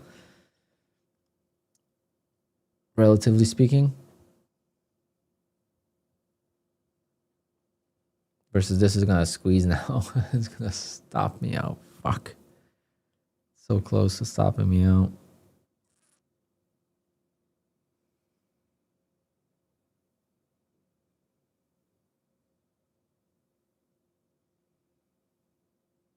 The 610 level needs to hold. Needs to reject.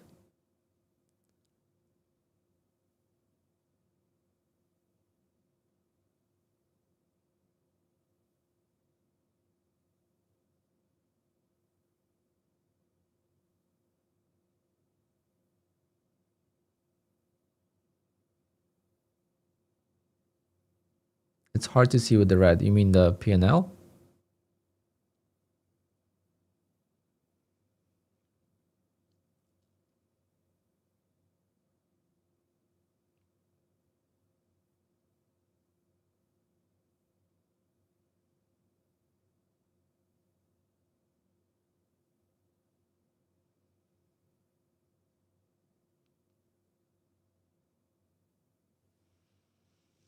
Look up here. You could see the P&L. I always look here.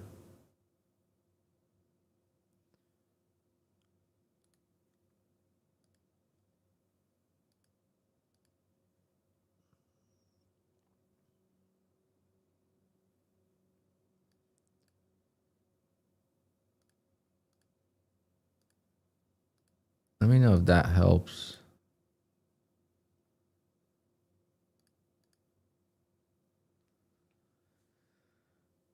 Come on.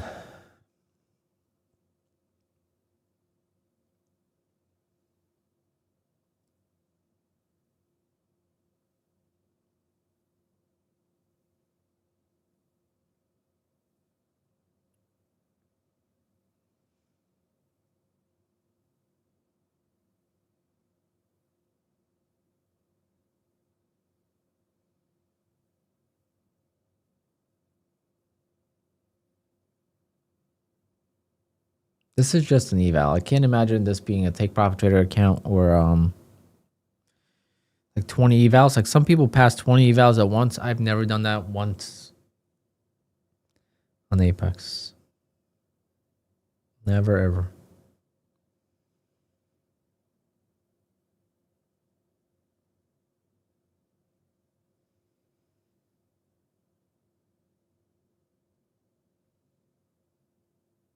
Trade Ranger, just give me a little bit more. Just give me 3 more points below the lows, and then you could go up.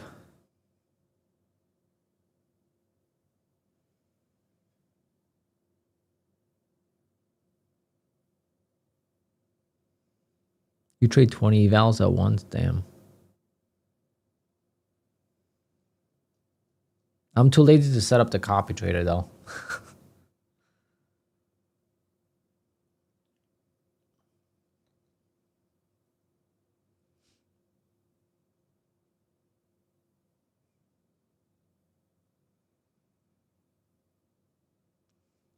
Part of me wants to save my evals for NFP on Friday.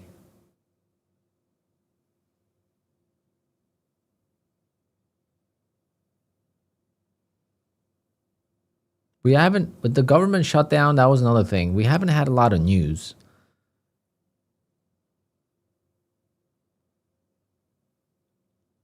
We haven't had a lot of news to full send evals.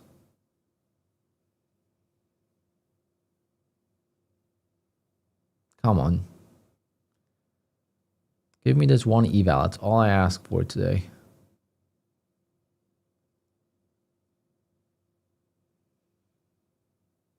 If this doesn't go higher though, this will start melting down and then I could get a trade towards the end of the day.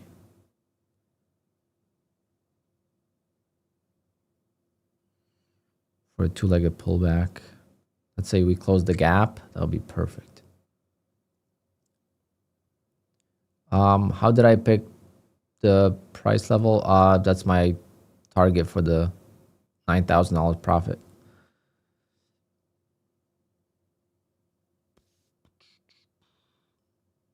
So close.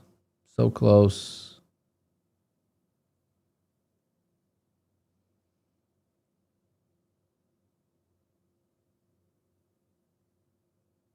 Come on.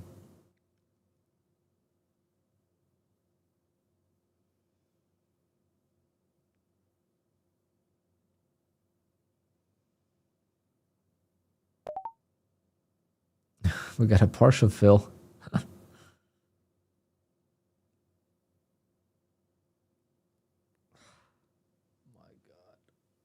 Never easy. Fill 2 contracts out of 8.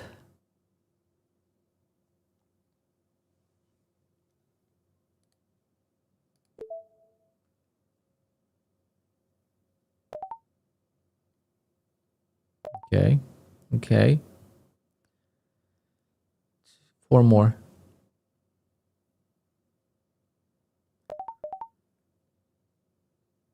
Why am I still in the trade?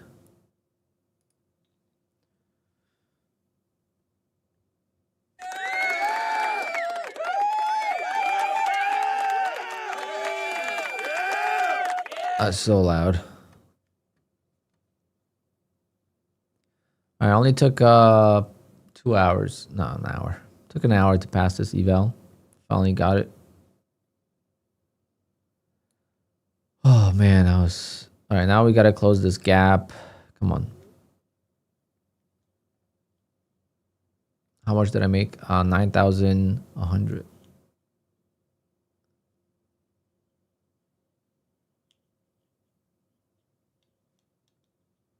Off the trap setup here. So it broke this previous swing high and then just took a short. I don't like shorting too much, but that was a good play. That would have been really hard to hold on a funded account or on a or multiple evals. But one eval kind of held through it. It's gonna, of course, sell off now aggressively. And let's see if we could get to I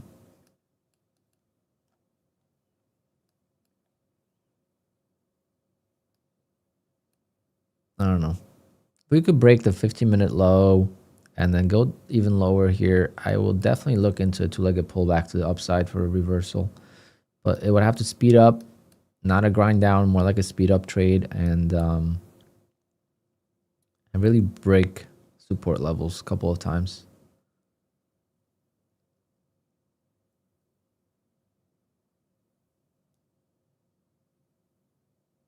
But trade like that on a take profit trader account, do that 10 times in a year and you make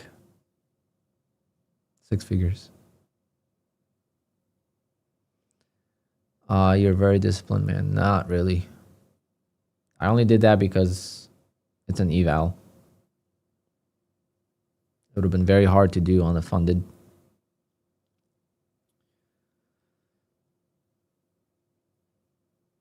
That's why it's better to walk away sometimes and not watch. Kind of like I talked about it earlier. So I had a two-legged setup here before. Right, so the entry would have been here. So we have a first pullback, second pullback of the lows. And the entry would have been here. Would have given me 40 points, which is nice. But if I really want to take advantage of it, I would have had to let it come back all the way down and then let it work out. That's, it would have taken hours. But now I wanted to break the 15-minute low, get down to the 500 area, maybe even close the gap. I don't know if it's going to do it today, but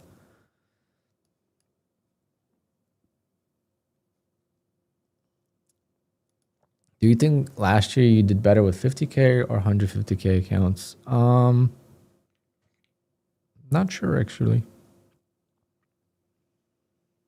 I guess 50Ks overall were better, but I switched over to 150Ks once Apex started doing some promos. And what really pushed me to the 150K accounts was Elite Trader Funding.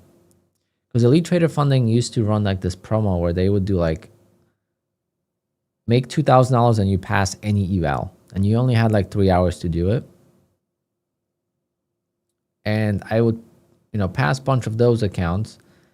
And I realized how fast I could grow a 150K account. When the ORB was going really well, and I would take like 10 contracts in the ORB, make like $2,000 or like $1,500, do that like, 3 times, and the account would be almost at buffer.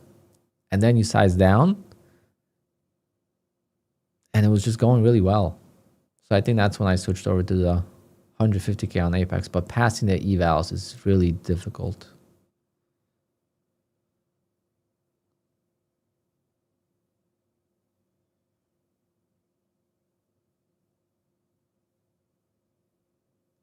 Like, I would love to trade like I just did now, but to be honest, that was very stressful. And that was just an eval. Again, I get more stressed when I have unrealized profit than when I just lose outright. If I take the trade and it loses, it's fine. But when I was up $6,000, imagine that eval blew, that would have sucked. But I still do RB. Yes, that's how I am read on the day today. I took the ORB and I took another trade, lost on both, $800 each. I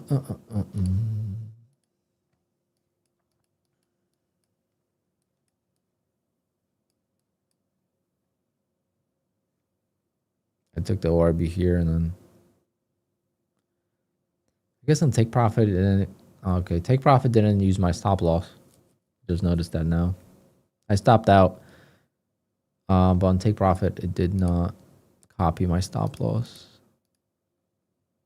Happens sometimes. I don't know why. Take profit still uses the free Rhythmic server, which is not good.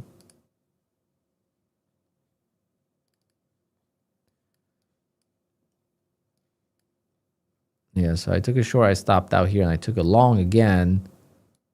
And unfortunately, took a loss. If I went with no stop loss, I would have been able to survive and be good, but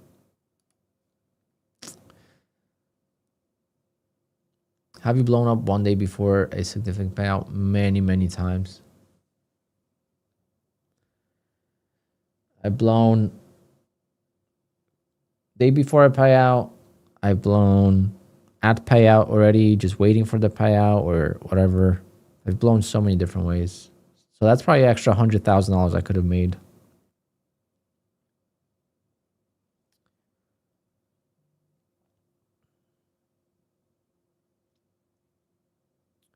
No. Apex does not use a free Rhythmic, neither does Lucid. Apex has a private server and Lucid has a private server as well.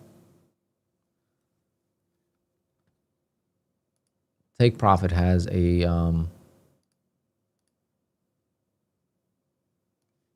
this is my Lucid account. See how it's Lucid trading Chicago area. You can kind of see like all these prop firms. So Legends have, so Lilo has it, Legends have it. Prop Shop, I don't know what this is. But yeah, there's a bunch of prop firms. Trading Pit, Thrive. They finally got rid of Fast Track. Fast Track used to be on here for a while. UProfit. Top Step's still on here. I don't know why.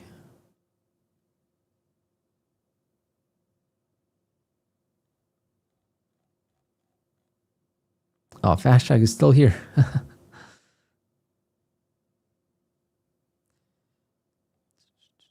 All right, there's a two-legged pullback, but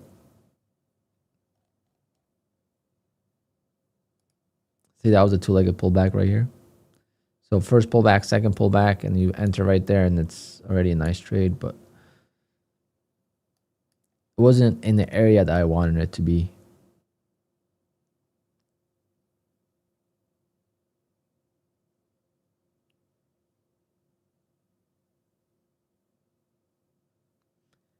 If you take a look here, right? So let me show you kind of like what I look for. Okay, so like here, for example, right? So like this is working, right? But like we would have it here as well. So we have the first pullback, second pullback. This candle will be the second pullback. And we break out, but only really gives us like 5 points. And, you know, ends up not working. And the stop loss would have to be like 20 points. Versus here, it's working. Stop loss would have to be like 27 points. But maybe that's what I'll do. Maybe I'll do like risk reward on the two-legged pullbacks. So at least it's always 1-to-1. It's not going to be the same every time, but then if I have like a 10-point stop loss, I should definitely take advantage of that.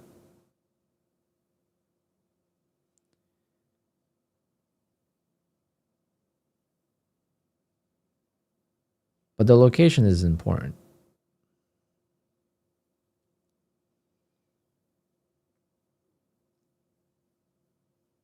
Yeah, Take Profit is a free server. They don't have their own. So yeah. It lags.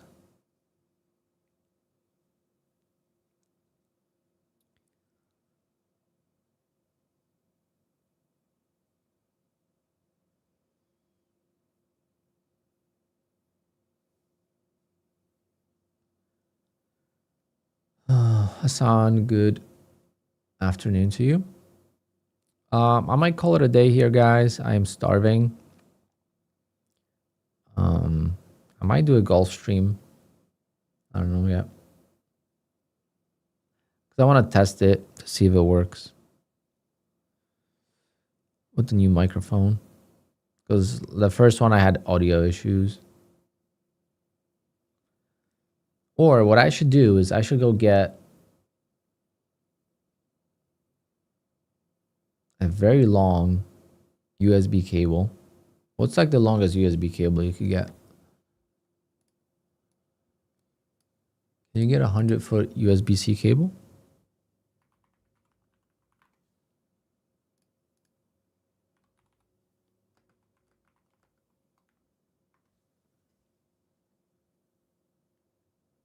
You can.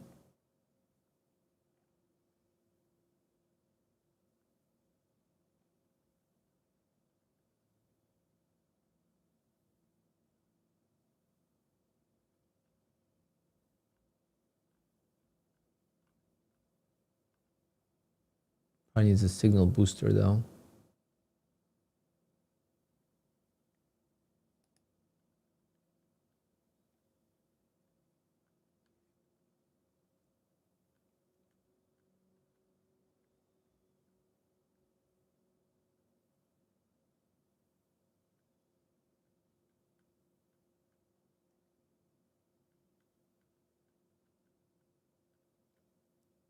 Because if I could do that, then I could just stream right from this channel, like right from this computer. Just run the one cable and plug in the camera to it and the microphone to it, and it would be good.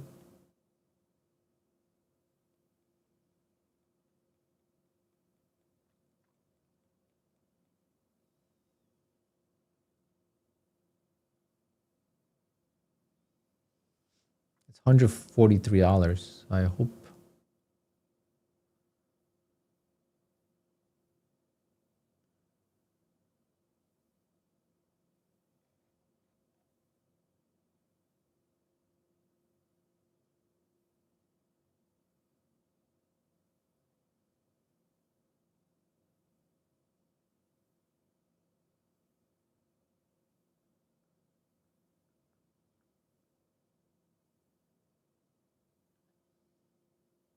It's a lightning cable.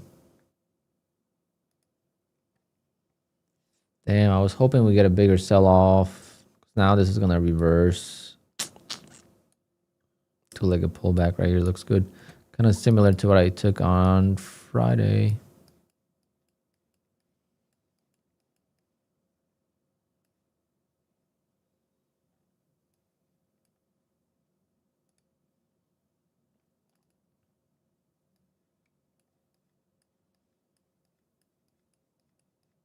Where the hell is Friday?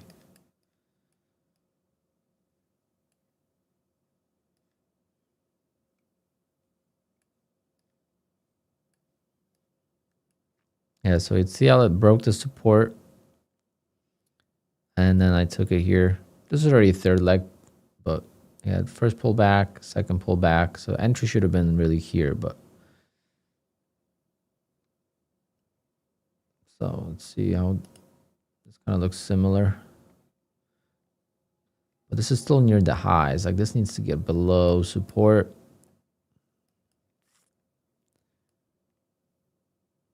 Do you still do giveaways when the ORB loses? If I pre-plan it, yeah.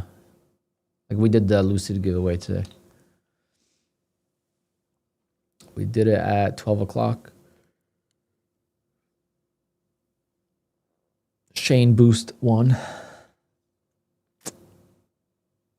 We did Lucid 50K. Tomorrow we might do Apex. We can't do a giveaway every day. I don't have that many accounts. But Mondays we're gonna do member giveaways. So starting next Monday, it's gonna be members only. So that's gonna be pretty cool. So if you're a member, you're gonna get an automatic entry into a giveaway. Kind of want to give back to members, and then we'll see.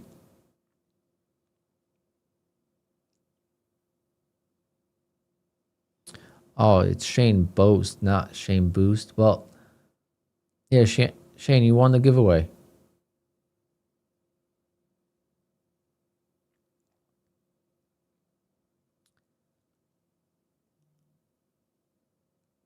You don't even know?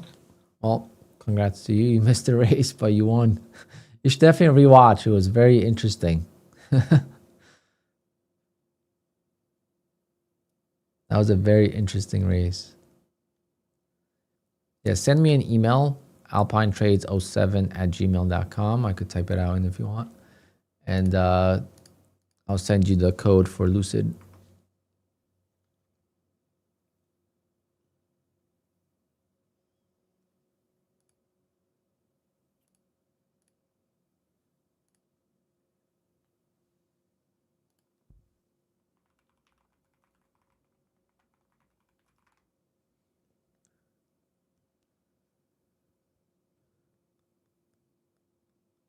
Matt, you're long.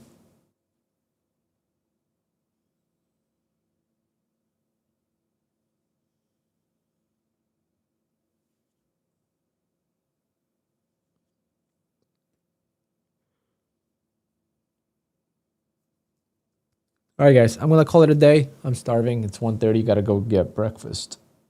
Make breakfast. Make some eggs.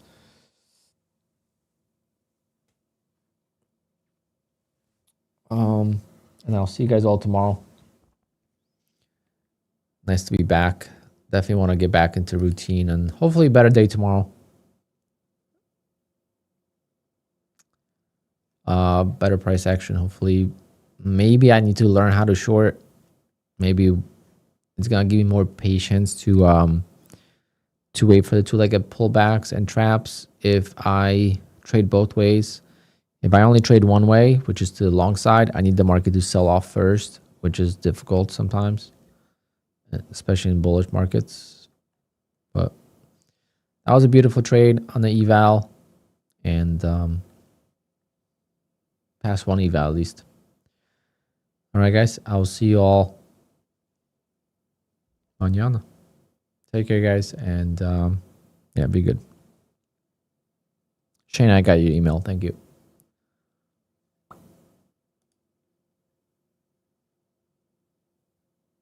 Hit the like and subscribe.